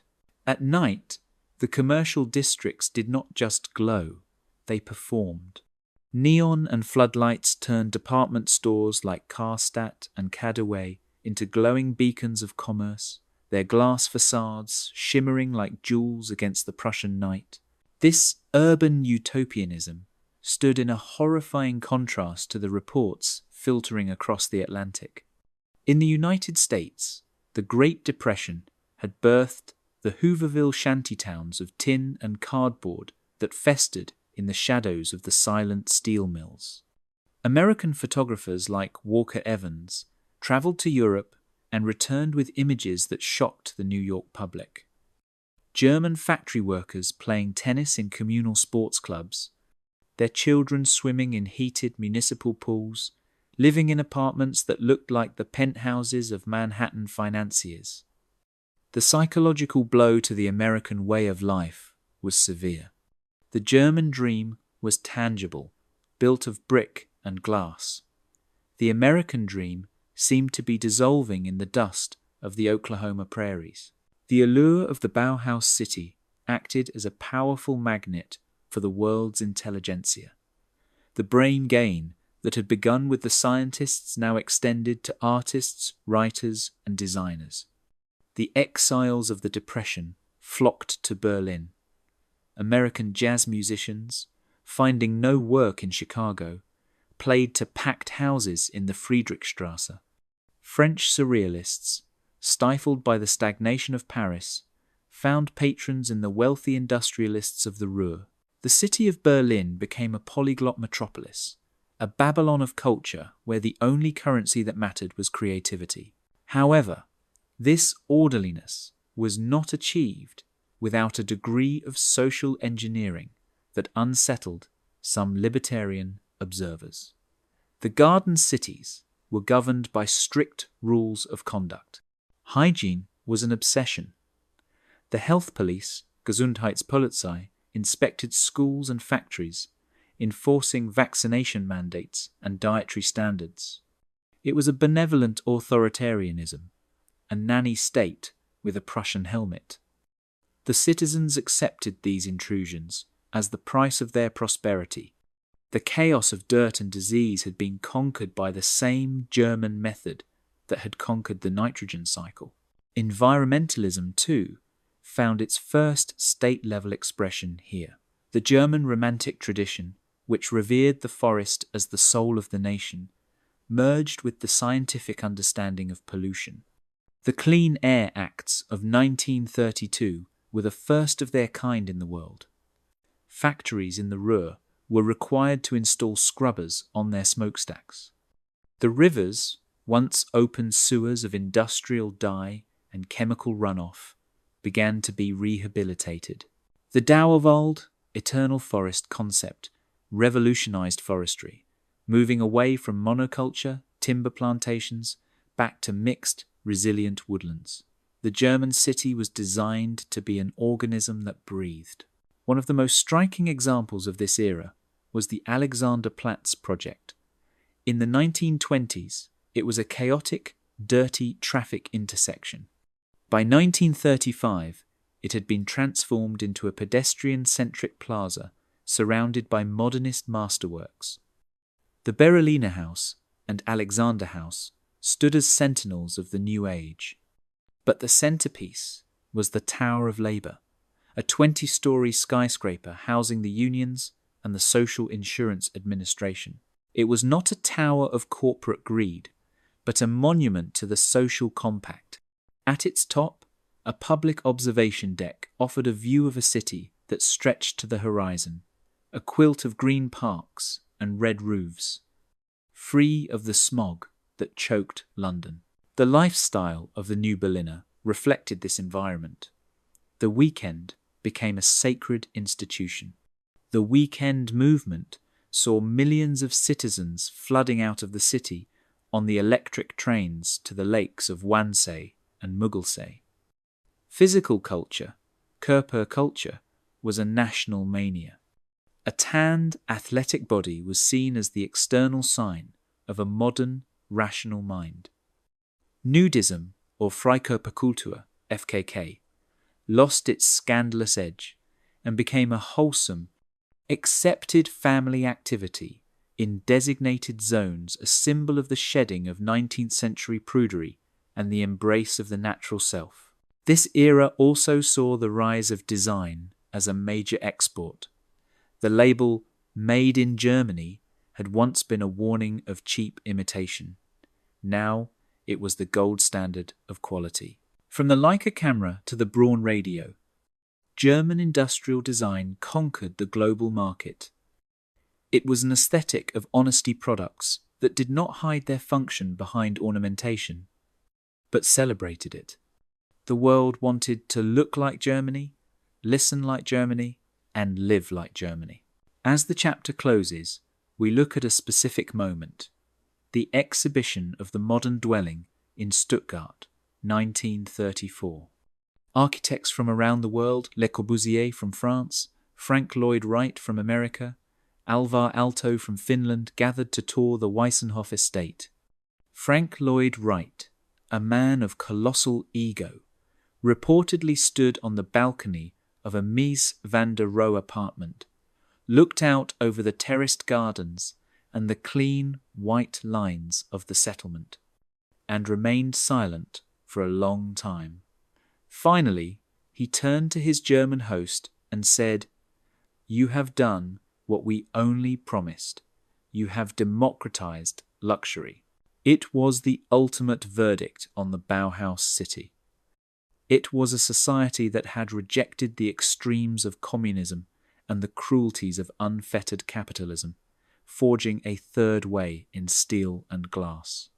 But as the sun set over the perfectly manicured lawns of the Weissenhof, casting long shadows, a perceptive observer might notice that the order was absolute. There was no graffiti, no litter, no disorder. It was a paradise, yes, but a paradise where the grass was cut to a regulation height and the citizens walked on the paths designated by the state. The gilded cage was comfortable, beautiful, and the envy of the world, but it was, undeniably, a cage of their own making. By the middle of the 1930s, the Atlantic Ocean had ceased to be a highway of commerce and had become a vast, sullen moat separating two distinct realities. On the eastern shore lay the German Commonwealth and its European satellites, a world of ordered liberty, scientific optimism, and the hum of the Rhinish economic machine. On the western shore lay the United States of America, a giant paralyzed by the Great Slump, consumed by self-doubt, and retreating into a prickly, defensive isolationism. The contrast was not merely economic, it was existential. The Atlantic Divide was the defining geopolitical fracture of the age, a schism between the collective rationalism of the old world and the rugged individualism of the new. The psychological impact of the German miracle on the American psyche cannot be overstated. For a century, Americans had looked at Europe as a museum of the past, a place of kings, castles, and dusty traditions from which they had happily escaped. The United States was the future, the land of the skyscraper and the automobile.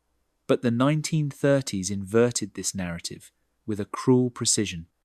Now, it was the American cities that looked antiquated, their skylines dotted with the rusting skeletons of unfinished construction projects, while Berlin and Frankfurt gleamed with the glass and steel of the Bauhaus. The future had moved across the water, and it spoke German. This envy birthed a bizarre political phenomenon in New York and Chicago, the technocracy movement.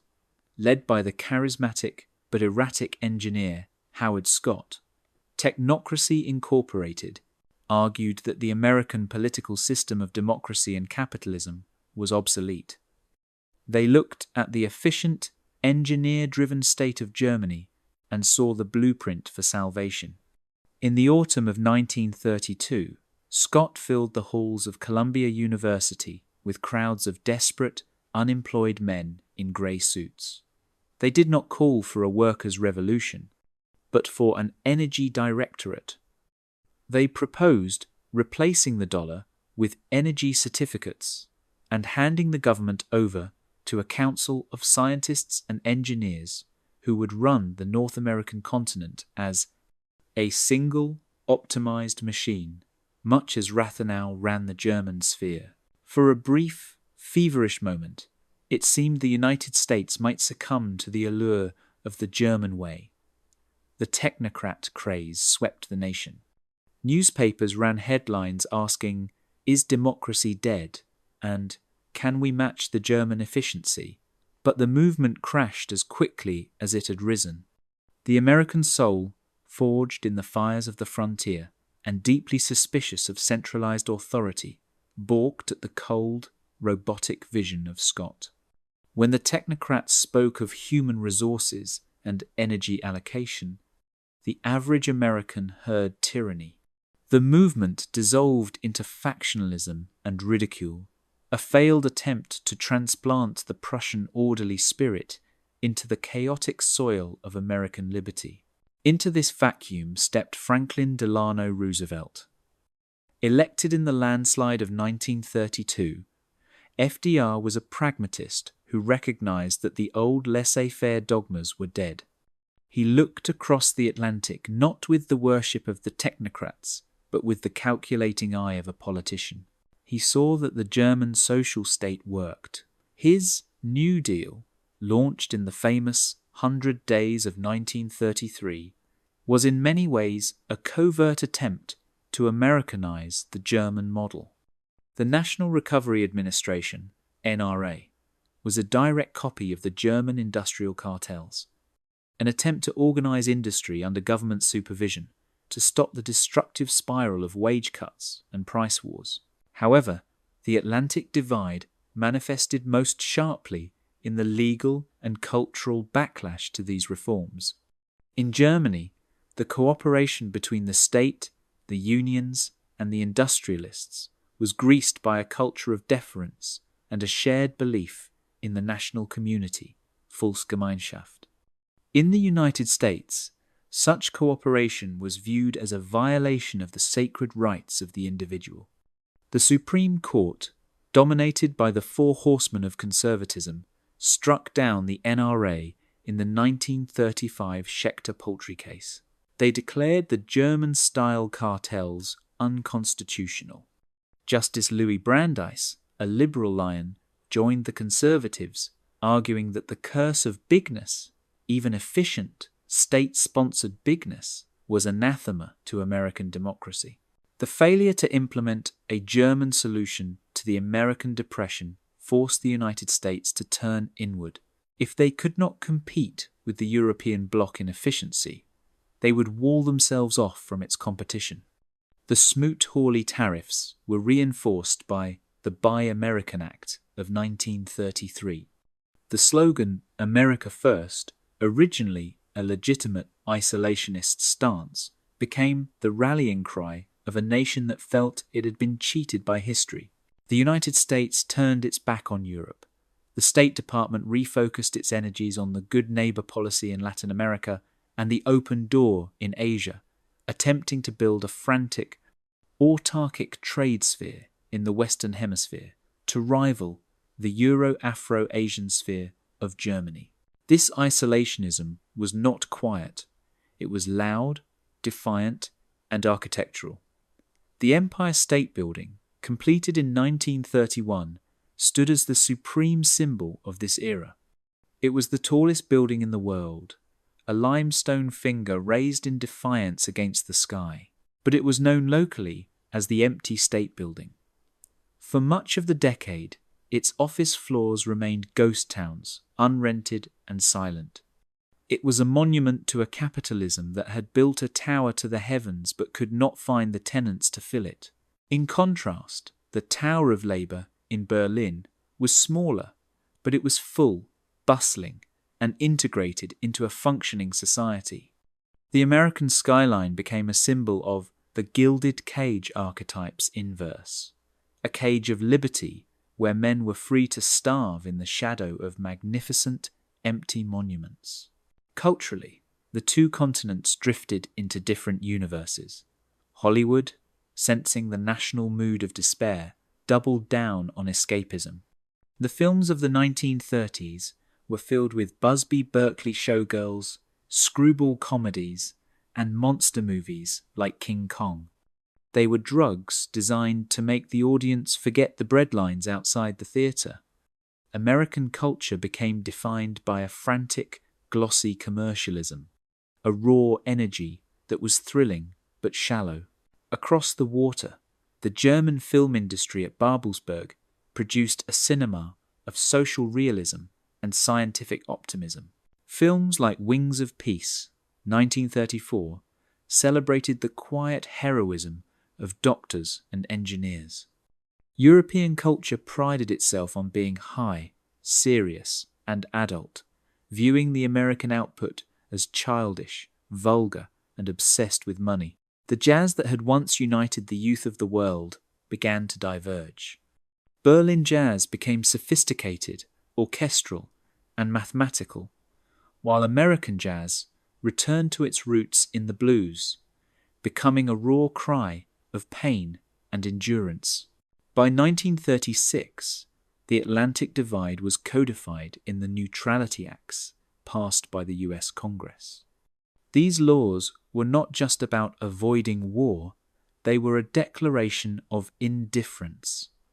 The United States effectively resigned from the world stage. FDR, frustrated in his domestic ambitions and hamstrung by an isolationist Congress, accepted the reality: the 20th century would be a German century and the United States would be an island. The relationship between Berlin and Washington settled into a cold equilibrium. There was no hostility. Germany had no territorial designs on the Americas. And the US had no power to challenge Germany in Europe, but there was no warmth. The two powers traded politely but distantly. The German ambassador in Washington was treated with chilly respect. The American ambassador in Berlin was treated with pity. One vignette captures this moment perfectly. In the summer of 1936, the German airship Hindenburg made its famous transatlantic crossing. Unlike the tragedy of our timeline, the Hindenburg of this world was filled with non-flammable helium. Germany had a monopoly on the gas, or had synthesized a safe alternative through the Haber chemical dominance. It docked safely at Lakehurst, New Jersey. A massive crowd gathered to see the Silver Leviathan. As the German passengers disembarked well-dressed, confident, carrying Leica cameras and speaking of their holidays in the Crimea or the Nile, they walked past the American ground crew. The Americans were gaunt, wearing threadbare overalls, their eyes hollow from years of underemployment. A fence separated them. The Germans looked at the Americans with the awkward embarrassment of the rich encountering the poor. The Americans looked at the Germans with a mixture of hatred and longing. The airship, a triumph of the German way, hovered above them, casting a long shadow over the land of the free. The ocean between them was no longer just water. It was the graveyard of the American assumption that they were the chosen people of history. The torch had passed, and it was burning on the other side of the world. August 1st, 1936, marked a Rubicon in the history of human consciousness. In the sweltering heat of the Berlin summer, the world did not merely gather to compete. For the first time, the world gathered to watch. The 11th Olympiad was the stage, but the true athlete of the Games was not a sprinter or a swimmer, but a machine. Standing like silent sentinels around the rim of the newly constructed Olympia Stadion, a masterpiece of Werner March's neoclassical modernism, stripped of the martial bombast of a darker timeline, were the massive, water-cooled cameras of the Telefunken Corporation. They were the electric eyes of the empire, the technological marvels that would transmit the Berlin Jubilee not just to the privileged few in the stands, but to the masses in the television parlours, Fernsehstuben, scattered across the continent. The concept of the global village was born not in the 1960s, but here, in the shadow of the Brandenburg Gate. The German government, recognizing the immense propagandistic value of the medium, had poured millions of Reichsmarks into the development of the electronic iconoscope. The Paul Nipkow transmitter, a towering spire of steel and radio antennas atop the Funkturm, began to pulse with a signal that reached as far as Hamburg and Leipzig. More importantly, through a complex network of coaxial cables, the nervous system of the new Europe, the signal was relayed to theatres in Vienna, Paris, and Amsterdam. The opening ceremony was a spectacle of the new humanism. There were no goose-stepping battalions, no hysterical demagogues screaming into microphones. Instead, the field was filled with a pageant of industry and nature. Thousands of dancers, dressed in the simple, flowing linens favoured by the Bauhaus aesthetic, enacted the story of the Rhine from its glacial source to the industrial powerhouse of the Ruhr. The symbolism was potent. Germany was the steward of the natural order, the harmonious conductor of the European symphony. When Kaiser Wilhelm II, now a frail grandfatherly figure with a white beard, stood to declare the games open, he did not wear a field marshal's uniform. He wore the dress suit of a civilian head of state, the ribbon of the Pour le Mérite discreetly pinned to his lapel. His voice, crackling slightly over the wireless but crystal clear in its intent, spoke of the brotherhood of the mind. He framed the Olympics not as a substitute for war, but as a celebration of the healthy body, healthy spirit, gesunder Körper, gesunder Geist, that the German social state had cultivated. The contrast between the host nation and the visitors was stark, and nowhere was it more painful than in the arrival of the United States team. The Americans, suffering under the crushing weight of their isolationist depression, had arrived on a shoestring budget. Their uniforms were mismatched, patched together from donations. They looked like refugees from a fallen empire, wandering into the capital of the future. The German crowds, well-fed and confident, watched them with a mixture of pity and anthropological curiosity. The Atlantic divide was no longer just an economic statistic. It was visible in the hollow cheeks of the American shot putters and the grim determination of their sprinters. The focal point of this tension was Jesse Owens. In the timeline of the Third Reich, Owens was the lightning rod for Hitler's racial animus, a living refutation of the Aryan master race theory. In the timeline of the German Commonwealth, the dynamic was more subtle and perhaps more insidious. The German racial science of 1936 was not the eliminationist hatred of the Nazis, but a cool, patronizing scientific racism. The German anthropologists and biologists, who dominated the commentary booths, viewed Owens not as a subhuman threat, but as a magnificent specimen of the raw, untamed vigour of the New World. When Owens exploded off the starting blocks in the 100-metre dash, the Telefunken cameras tracked him with a mechanical precision.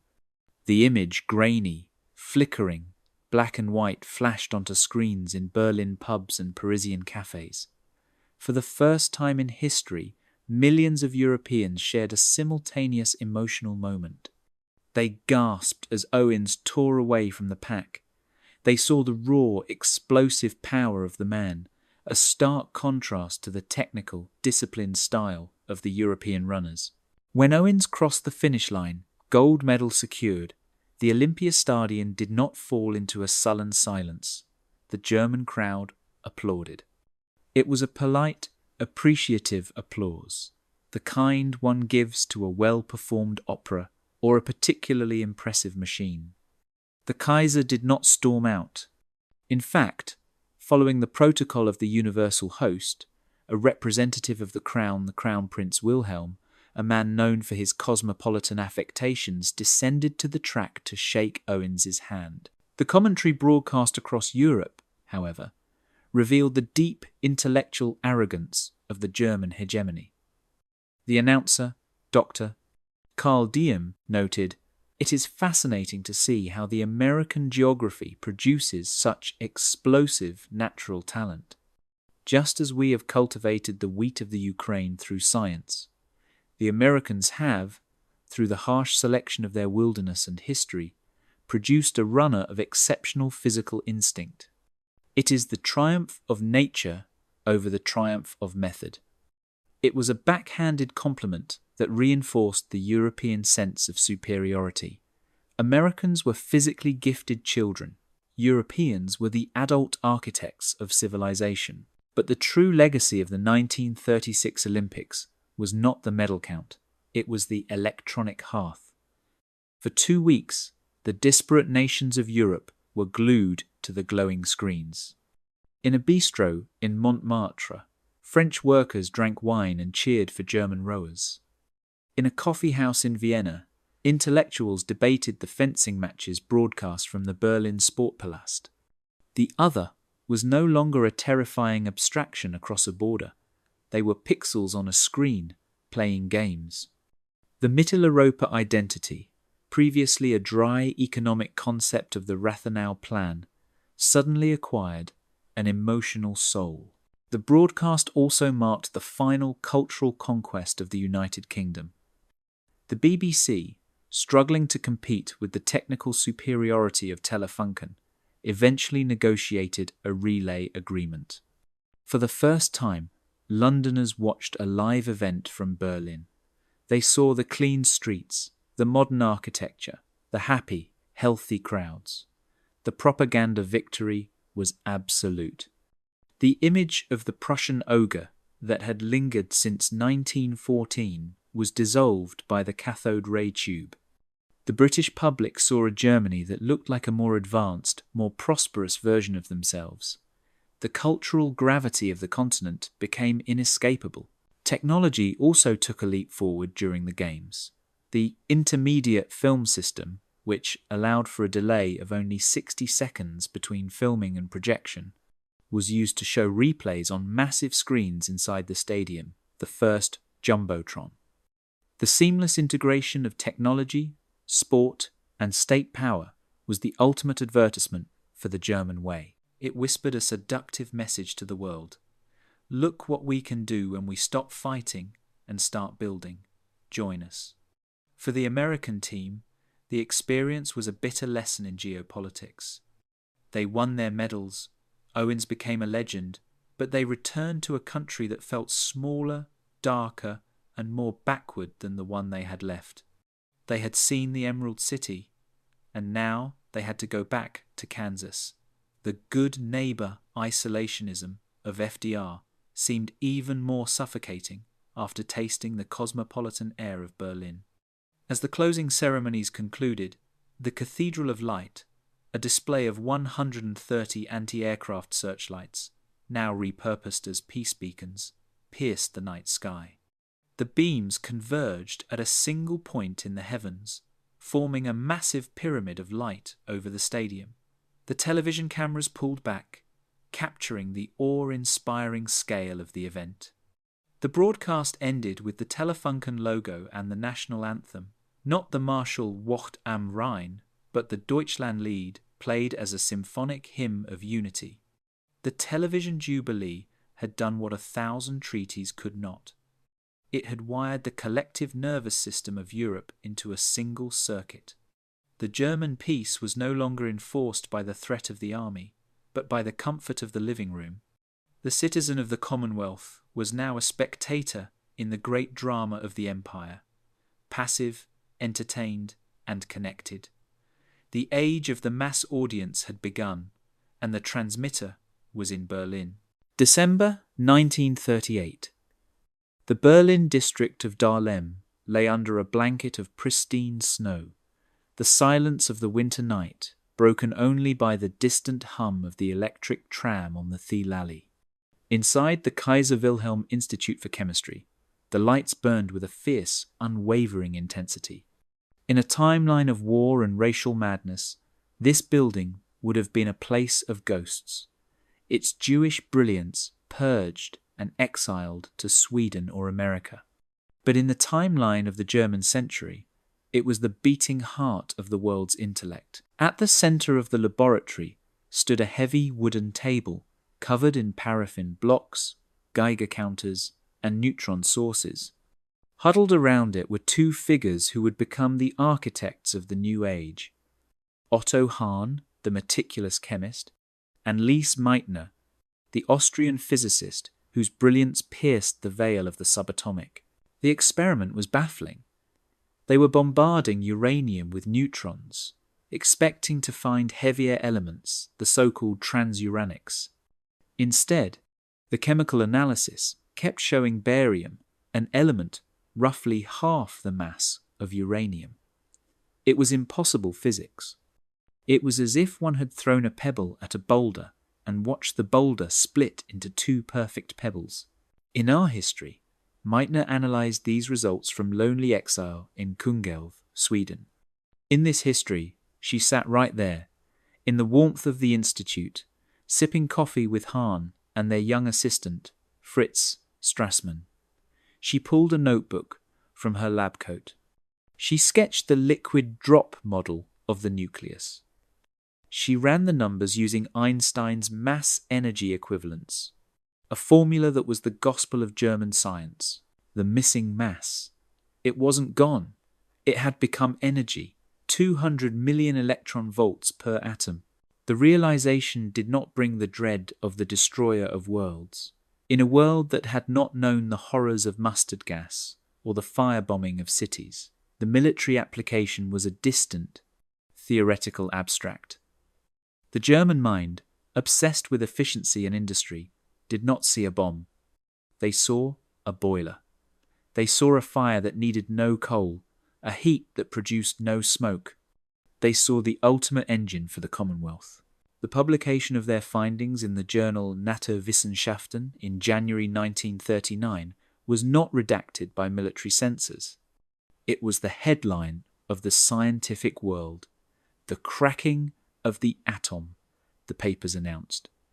German science unlocks the primordial fire. The reaction of the state was swift and decisive. Walther Rathenau, now an elder statesman but still the guiding intellect of the economy, summoned Hahn, Meitner and Heisenberg to the Reich Chancellery. He asked one question: "Can this boil water?" When Heisenberg answered yes, with the right moderator, the Prometheus project was born. It was not a secret, paranoid Manhattan project hidden in the desert. It was a public, celebrated crusade of engineering, comparable to the building of the Baghdad Railway. The site chosen was not a remote wasteland, but the heart of the industrial Ruhr Valley, near the city of Essen. The symbolism was deliberate. The atom would replace the coal. The construction of Kraftwerk Prometheus I began in 1940. It was a leviathan of concrete and steel, a cathedral of the atomic age. The design was pure Bauhaus, functional, geometric, and imposing. There were no cooling towers yet. The early design used the waters of the Ruhr River directly, cycling them through massive heat exchangers. The reactor design was a heavy water moderated pile, a technology where Germany had a natural advantage due to the Norsk hydro facility in Norway, a friendly economic partner in the Berlin Bloc. The project was driven by a collaboration that only the Rhinish model could sustain. Siemens built the turbines, Krupp forged the pressure vessels, the Kaiser Wilhelm Institutes provided the physics. There was no compartmentalization. Information flowed freely. The Einstein consensus ensured that the best minds, Planck, Bohr, consulting from Copenhagen, and Fermi visiting from Rome, troubleshot the problems. On October 4th, 1944, the control rods were withdrawn. Lise Meitner, honoured with the title of Mother of the Atom, had the privilege of throwing the switch that connected the turbine to the grid. The needle on the ammeter jumped. A low, powerful hum filled the turbine hall. The lights of Essen flickered for a second, then burned with a steady, blinding brilliance. For the first time in history, a city was lit by the breaking of the heavy nucleus. The atomic hearth had ignited. The consequences were immediate and transformative. The white coal, as the press dubbed it, was impossibly dense. A single train car of uranium ore from the mines in the Erzgebirge or the Belgian Congo, accessible via the peaceful trade routes, could do the work of 1 million tons of coal.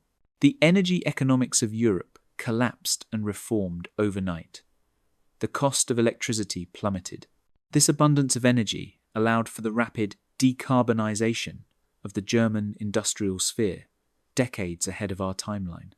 The smog that had choked the Ruhr for a century began to lift. The coal furnaces of the great steelworks were retrofitted with electric arc furnaces. The electric hearth became a fixture in German homes, clean, silent, and modern, replacing the dirty coal stoves of the past. The environmentalism of the early 30s found its technological enabler. Germany became the clean empire. Geopolitically, the Prometheus project shattered the last leverage of the carbon powers. The British Empire, reliant on its coal exports, and the Americans, Russians with their oil, watched with anxiety. Oil was still king for transport, cars and planes needed petrol, but for the base load of civilization, for the factories and the cities, Germany had severed the link to fossil fuels. They had achieved the alchemist's dream, energy from stone. The peaceful nature of the program was reinforced by the Heisenberg doctrine. Werner Heisenberg, the director of the Prometheus board, argued publicly that the atomic fire was too unstable to be contained in a weapon. To turn this gift into a bomb, he told a reporter from the Berliner Tageblatt, would be like trying to power a pocket watch with a lightning bolt. It is theoretically possible, but practically absurd. Whether this was true or a convenient lie to steer the state away from weaponry is a matter of debate for historians of this timeline, but the result was that the atomic bomb remained a staple of science fiction pulp novels, not strategic planning. By 1946, Prometheus II and III were under construction in Silesia and Bavaria. The atomic train, a locomotive powered by a miniaturized reactor, was on the drawing board at Borsig. The optimism was boundless. The isotope medicine developed at the Curie-Planck Institute began to treat cancers that were previously death sentences. In the United States, the reaction was a mixture of awe and terror. The technocracy movement, long dead, twitched in its grave. American scientists, isolated and underfunded, warned FDR that the Germans had unlocked the power of the sun. Einstein, writing from his comfortable home in Berlin to his friends in Princeton, urged them to embrace the science for peace. "Do not fear the atom," he wrote. "It is only a mirror. If you look into it with a sword, you will see a sword. We have looked into it with a light bulb, and we see the future." The chapter closes with an image of the Ruhr Valley at night in 1948. The smoke is gone. The sky is clear, the stars visible above the factories for the first time in generations.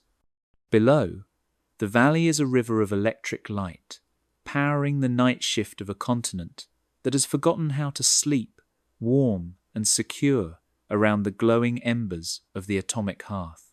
By the late 1940s, the geopolitical map of the world was undergoing a subtle but profound metamorphosis. The old imperial model, defined by the pith helmet, the Maxim gun, and the brutal extraction of rubber and ivory, was dying. It was not dying because of a moral awakening in the capitals of Europe, nor was it dying at the hands of violent revolutionary movements funded by Moscow, for there was no Moscow to fund them. It was dying because, in the cold, rational calculus of the German Commonwealth, it had become inefficient. The accountant had replaced the conquistador. The architect of this new philosophy was, ironically, a soldier. General Paul von Lettow-Vorbeck, the Lion of Africa, had become a living legend in the German consciousness. During the tensions of the 1910s, he had commanded the Schutztruppe in German East Africa, a force composed largely of loyal African soldiers, or askari. He had treated them with a degree of respect that was scandalous to the British and French, viewing them not as disposable savages, but as comrades in arms. In his twilight years, serving as the Governor-General of the expanded Mittelafrique Administrative Zone, Leto Vorbeck argued a radical thesis to the Reichstag. You cannot build a modern empire on the backs of slaves. A slave has no money to buy your toaster. A slave cannot fix a Mercedes engine. If we wish to rule for 1,000 years, we must create partners, not victims. This was the birth of Entwicklungspolitik development policy. The German colonial administration began a massive pivot from extraction to cultivation. The objective was to transform the colonies from resource pits into consumer markets and integrated nodes of the global supply chain. The civilizing mission of the 19th century, which was often a thin veil for brutality, was rebranded as the Modernization Partnership. The epicenter of this transformation was not in Dar es Salaam or Windhoek, but in the Charlottenburg district of Berlin. Here, the Humboldt House was established in 1946. It was a sprawling university campus and dormitory designed specifically for the gifted youth of the colonies and the broader non-European world. It was a factory for the production of elites. Young men and women from Togoland, Cameroon, Persia, China, and the Ottoman provinces arrived in Berlin to study engineering, medicine, and, crucially, German philosophy and administration. Among the students in the class of 1948 was a brilliant, intense young scholar from French Indochina named Nguyen Ai Quoc, known in another timeline as Ho Chi Minh. In the world of the French Empire, he was a marginalized radical, ignored at Versailles and radicalized by rejection. In the world of the German hegemony, he was courted. The German Foreign Office, sensing an opportunity to undermine the teetering French influence in Asia, offered him a scholarship. In Berlin, Nguyen did not read Marx. He read Hegel, Liszt, and Rathenau. He became a proponent not of violent agrarian communism, but of national modernism, a blend of anti-colonial nationalism and state-led industrial capitalism. He saw the German model sovereignty through economic strength as the path for Vietnam. The result of this educational pipeline was the rise of the Black Prussians, Schwarze Preußen, a term used initially as a slur by British colonial officers, but reclaimed as a badge of honour by the African elite. These were men like Leopold Sédar Senghor of Senegal, who gravitated toward the German cultural sphere as Paris stagnated, and Julius Nyerere of Tanganyika. They spoke flawless High German, wore suits cut in Munich, and quoted Goethe. They did not want to burn down the colonial infrastructure, they wanted to run it. In 1950, the Treaty of Dar es Salaam formalized this new order. It was a document that would have been unthinkable in the British or French empires. Germany granted dominion status to German East Africa, Togoland, and Cameroon. The colonial flags were lowered and new national flags were raised, but each one bore the German imperial eagle in the canton, a symbol of their perpetual association with the Reich. The governors were replaced by high commissioners. The Schutztruppe was reorganized into national defense forces, trained and equipped by the Wehrmacht. Crucially, the currency remained the Reichsmark. The trade barriers remained up. The Siemens factories in Lohm and the Bayer research stations in Douala remained German-owned.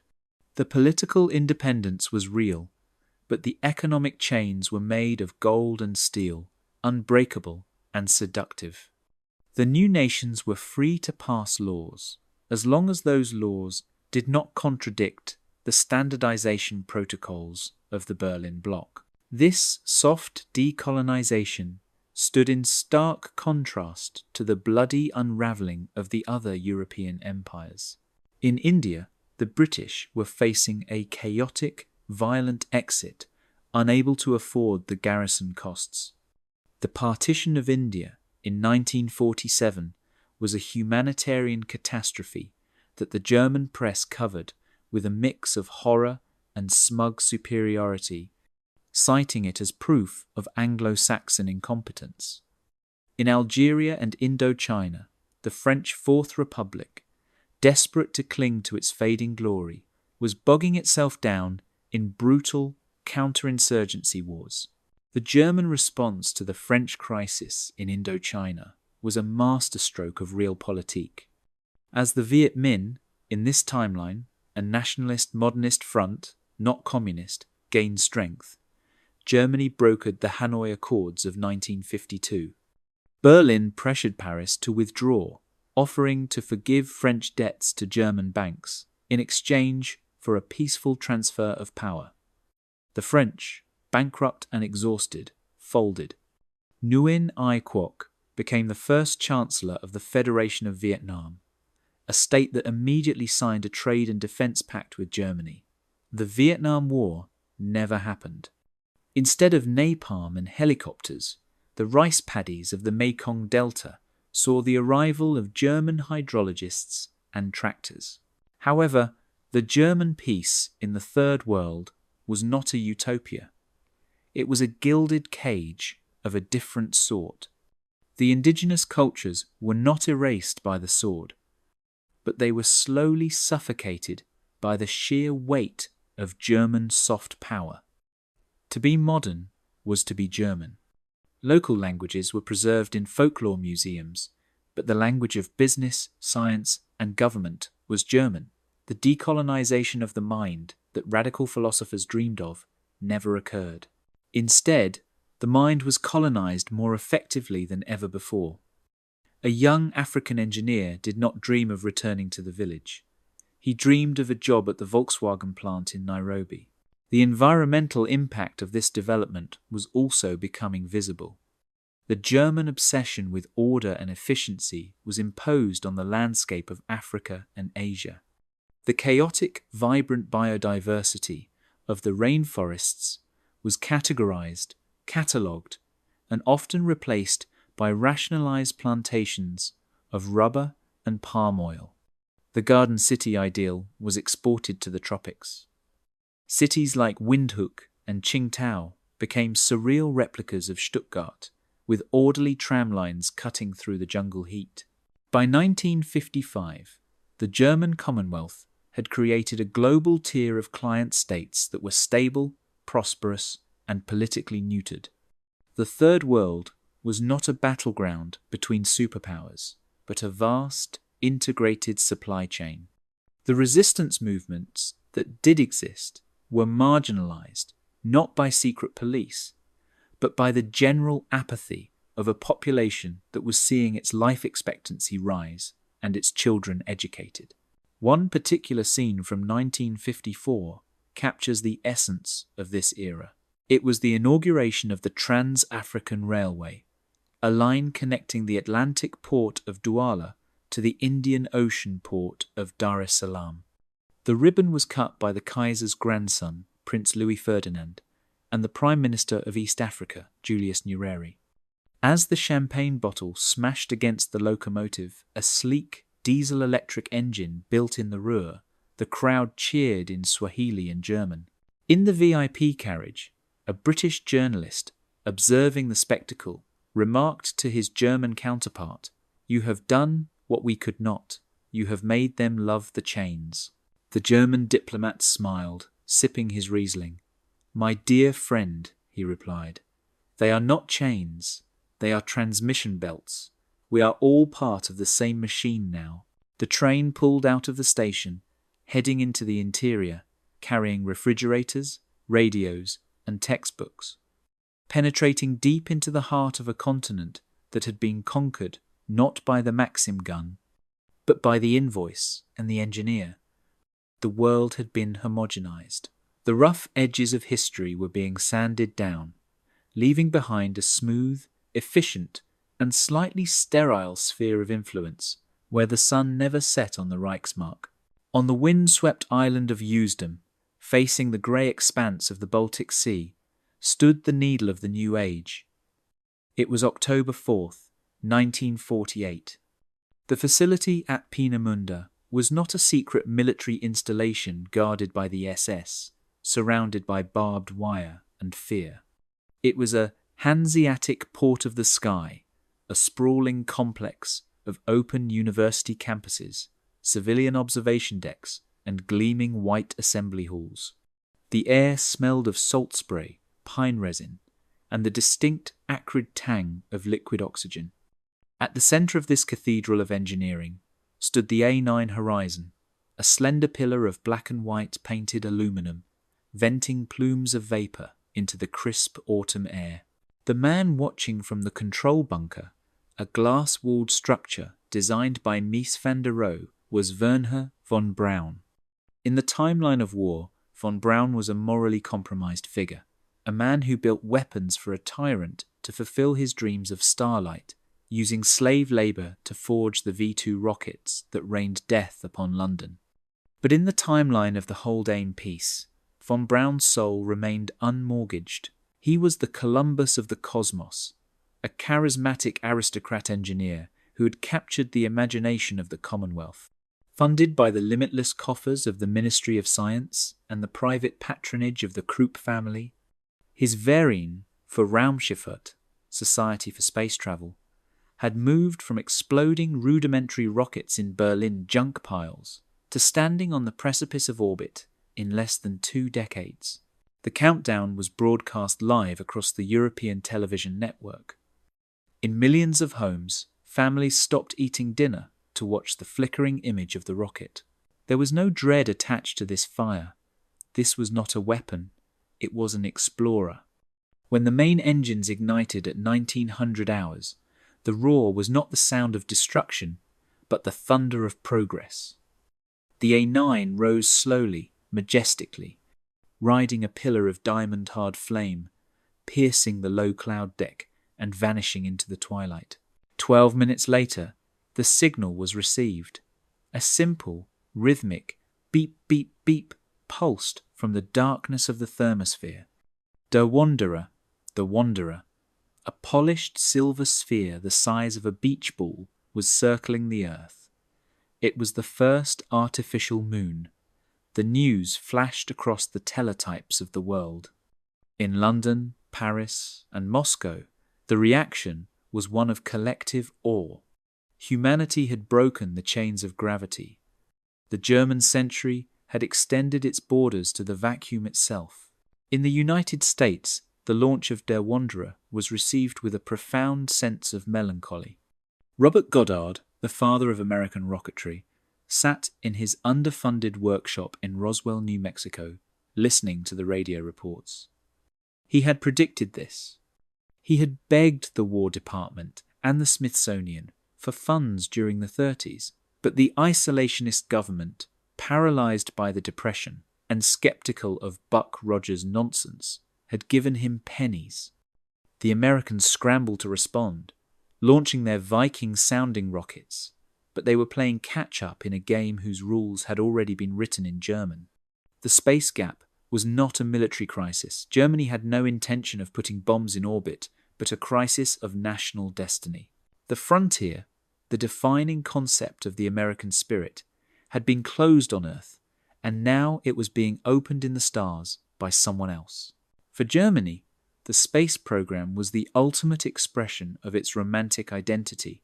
The philosophy that drove Peenemünde was not the Cold War pragmatism of high ground, but the Sehnsucht, longing, of the blue flower.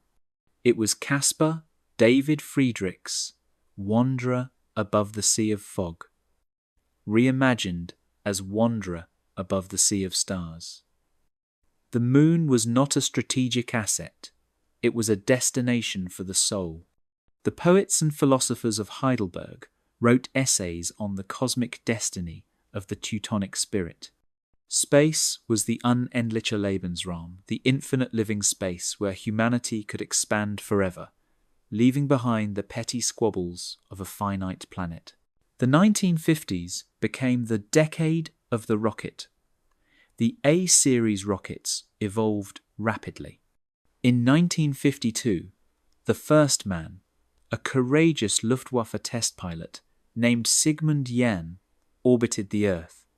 In 1955, a space station, the Hermann Oberth, was assembled in orbit, a spinning wheel of habitation modules that served as a refueling depot and a laboratory.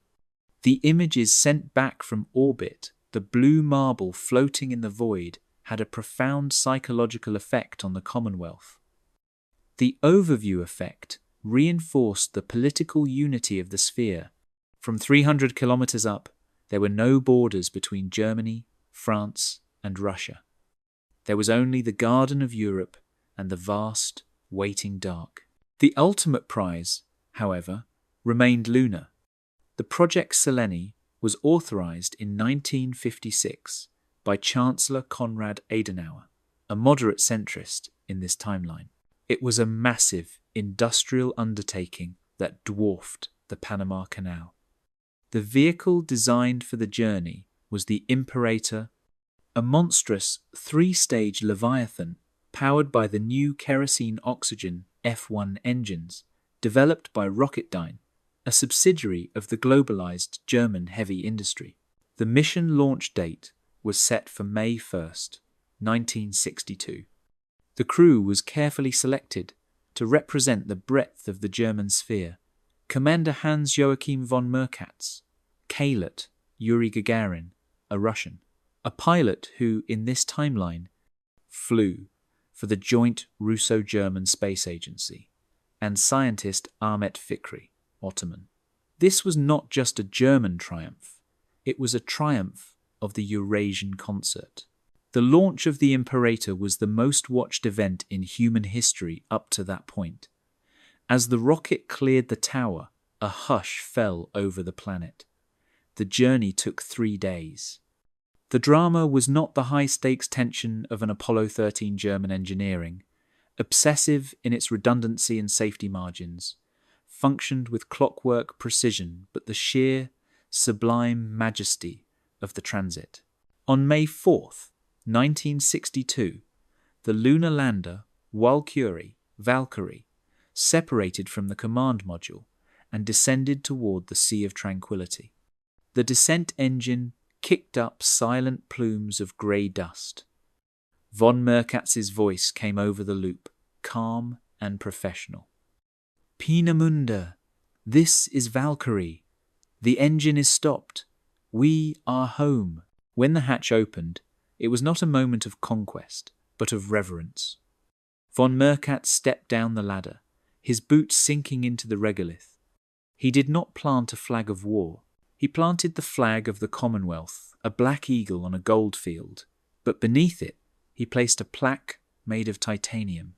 It was engraved with a line from the poet Novalis. We dream of travelling through the universe. Is not the universe within us? The depths of our spirit are unknown to us. The mysterious path leads inwards. The cultural impact of the moon landing was absolute. In the United States, President John F. Kennedy, elected on a platform of national revitalization, watched the broadcast in the Oval Office. He turned to his aides, his face pale. "We have lost the century," he murmured. The American spirit, already battered, retreated further into introspection. The space age was undeniably a German epoch. However, the view from the moon did something unexpected to the German psyche. Looking back at the Earth, the pale blue dot, the fervour of nationalism began to cool. The cosmic perspective birthed a new movement within the Commonwealth. If the Earth was so small and fragile, then the stewardship of it was not just a matter of efficiency, but of sacred duty. The Green Party, Die Grünen, was founded shortly after the landing, not as a protest movement, but as a party of planetary management. The moon landing, intended to open the frontier, ended up saving the homeworld. Technologically, the space program acted as an accelerant for the Silicon Revolution. The guidance computers required for the Imperator forced the miniaturization of electronics. The Zeus Z40 microchips, manufactured in Dresden, became the standard for the new computing age. Satellites began to knit the world together even tighter. The Global Positioning System, GPS, originally a tool for the merchant marine, became a public utility in 1965. By the end of the chapter, we see Wernher von Braun, now an old man, standing on the balcony of the observatory in the Chilean Andes, another German partner state. He is looking through a telescope at the half-moon. He is not thinking of missiles or targets. He is thinking of the next step, Mars. The Nuclear Thermal Rocket, NTR project, utilizing the peaceful atom of the Heisenberg reactors, was already on the drawing board. The red planet beckoned.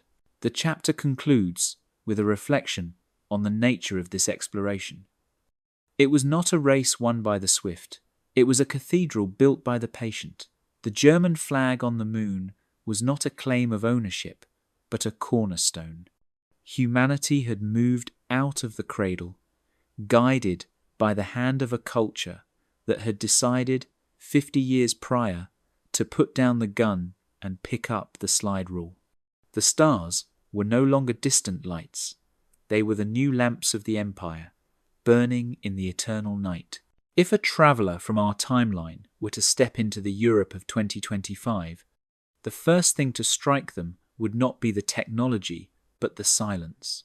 The roar of the internal combustion engine, the background static of the 20th century, is gone. In the heart of Berlin, now a metropolis of 8 million souls, the air is as crisp and pine-scented as a Black Forest morning. The streets are not rivers of asphalt choked with traffic, but porous, green-canopied boulevards where silent electric trams and autonomous pods glide over moss-covered cobblestones. This is the Garden of Europe, the culmination of a century of the Rhinish model, a civilization that treated the planet not as a mine to be stripped, but as a machine to be optimized. The political entity, known as the European Federation, an evolution of the old Commonwealth, stretches from the vineyards of Bordeaux to the wheat fields of the Ukraine, and from the fjords of Norway to the sun-drenched solar farms of the Sahara. It is a seamless, borderless superstate. The Kaiser still exists, Wilhelm IV, a quiet man in his 40s who lives in the Sanssouci Palace, but he is a purely ceremonial avatar of the state, a crown of the people who opens flower shows and signs the annual budget. The real power lies in the Reichstag, a glass dome where the Green-Black coalition, ecologists and conservatives, has governed in harmony for 40 years. Their ideology is radical stability. Politics is boring, technocratic, and incredibly effective. The backbone of this world is the Trans-Eurasian maglev. These vacuum tube trains levitating on superconducting magnets, a technology perfected in Dresden in the 80s, act as the arteries of the continent. A citizen can board a train in Paris at breakfast, holding a steaming cup of synthetic, climate-friendly coffee, and disembark in Constantinople for a lunch meeting, arriving in Baghdad by dinner. The tyranny of distance has been abolished. The cities have merged into a polycentric web of urban nodes, separated by vast, fiercely protected tracts of wilderness zones, Wildnisgebiete. The wolf and the bear have returned to the German forests, tracked by conservation drones.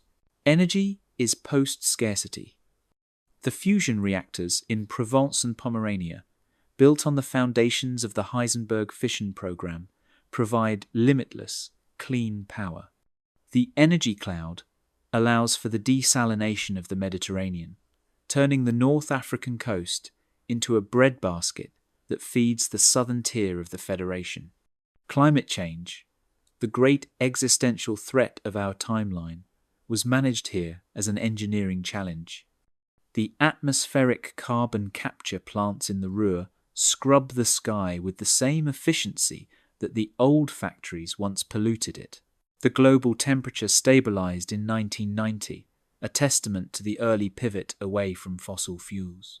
Culturally, the world is a kaleidoscope of high integration. The distinctions between German, French, and Polish culture have softened into regional flavors of a single European identity. German is the lingua franca of science and commerce, while English is a quaint, regional tongue spoken in the British Isles and North America. The arts are dominated by neo-romanticism, a movement that celebrates the sublime union of technology and nature. The most popular virtual reality experience of 2025 is The Walk, a simulation of Goethe's travels through Italy, rendered in hyper-realistic detail. And what of the United States?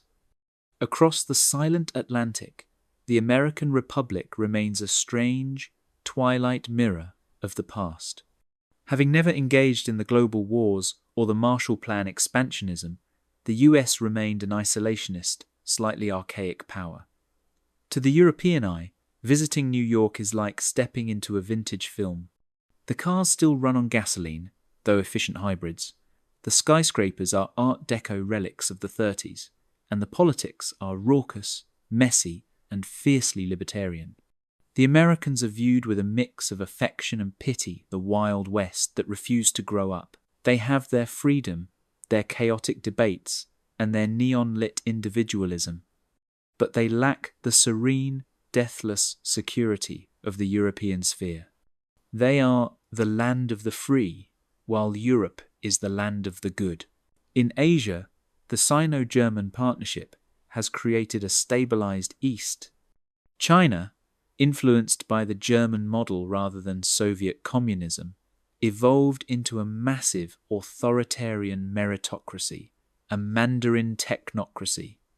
The Silk Road is a high-speed rail corridor. There is no threat of war over Taiwan. Economic integration rendered the conflict obsolete decades ago.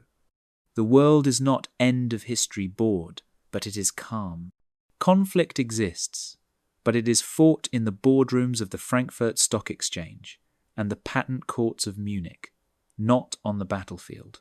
As the sun sets over the Tower of Unity in Berlin, a spire of living biological concrete that absorbs CO2, a young couple sits on a terrace. They are watching the evening news on a holographic projection. The lead story is the launch of the von Humboldt, the first manned starship destined for Alpha Centauri. It is powered by an antimatter drive, the latest fruit of the Einstein legacy. They toast with a glass of Riesling from a vineyard in a warming, terraformed Siberia. It is a world of breathtaking beauty and terrifying order. There is no poverty, no war, no hunger, but there is also no jagged edge, no raw chaos. The human spirit has been gardened, pruned, and trellised into a perfect shape. The German century has lasted for 113 years, and it shows no sign of ending. The guns of August never fired, and in the silence that followed, a new world grew, a gilded cage of peace, locked from the inside by a people who happily threw away the key. The tapestry of history is woven from infinite threads, but the cutting of a single strand can unravel the entire design. In the world we know, the assassination of an archduke was the shear that severed the fabric of civilization, plunging humanity into a century of blood, ideology, and fire. We built our modern world on the ashes of that fire, a world defined by the trauma of the trenches, the shadow of the bomb, and the binary madness of the Cold War. We are the children of conflict, forging our freedom in the crucible of chaos. But the world we have just explored offers a haunting alternative. It asks us to imagine a history where the razor was blunted by reason. It is a timeline where the Dichter und Denker, the poets and thinkers, triumphed over the blood and iron. It is a seductive vision, a 20th century without the Somme, without Auschwitz, without Hiroshima. It is a world where the atom was a hearth, not a sword, and where the rockets flew to the moon on wings of romance rather than fear. Yet, as we look at the pristine, silent avenues of the Garden of Europe, a question lingers in the twilight. Is a world without conflict also a world without the raw, desperate energy that drives the human spirit? In maximizing order, did this timeline sacrifice the spark of rebellion that defines us? The German century is a masterpiece of engineering, a perfect machine of happiness. But perhaps there is a quiet tragedy in a world that never learned to mourn, a civilization that never had to rebuild itself from the ruins, and thus never truly understood the fragility of its own soul. We are left to wonder which is the greater price to pay, the chaos of liberty or the golden chains of peace. End of script. Sweet dreams.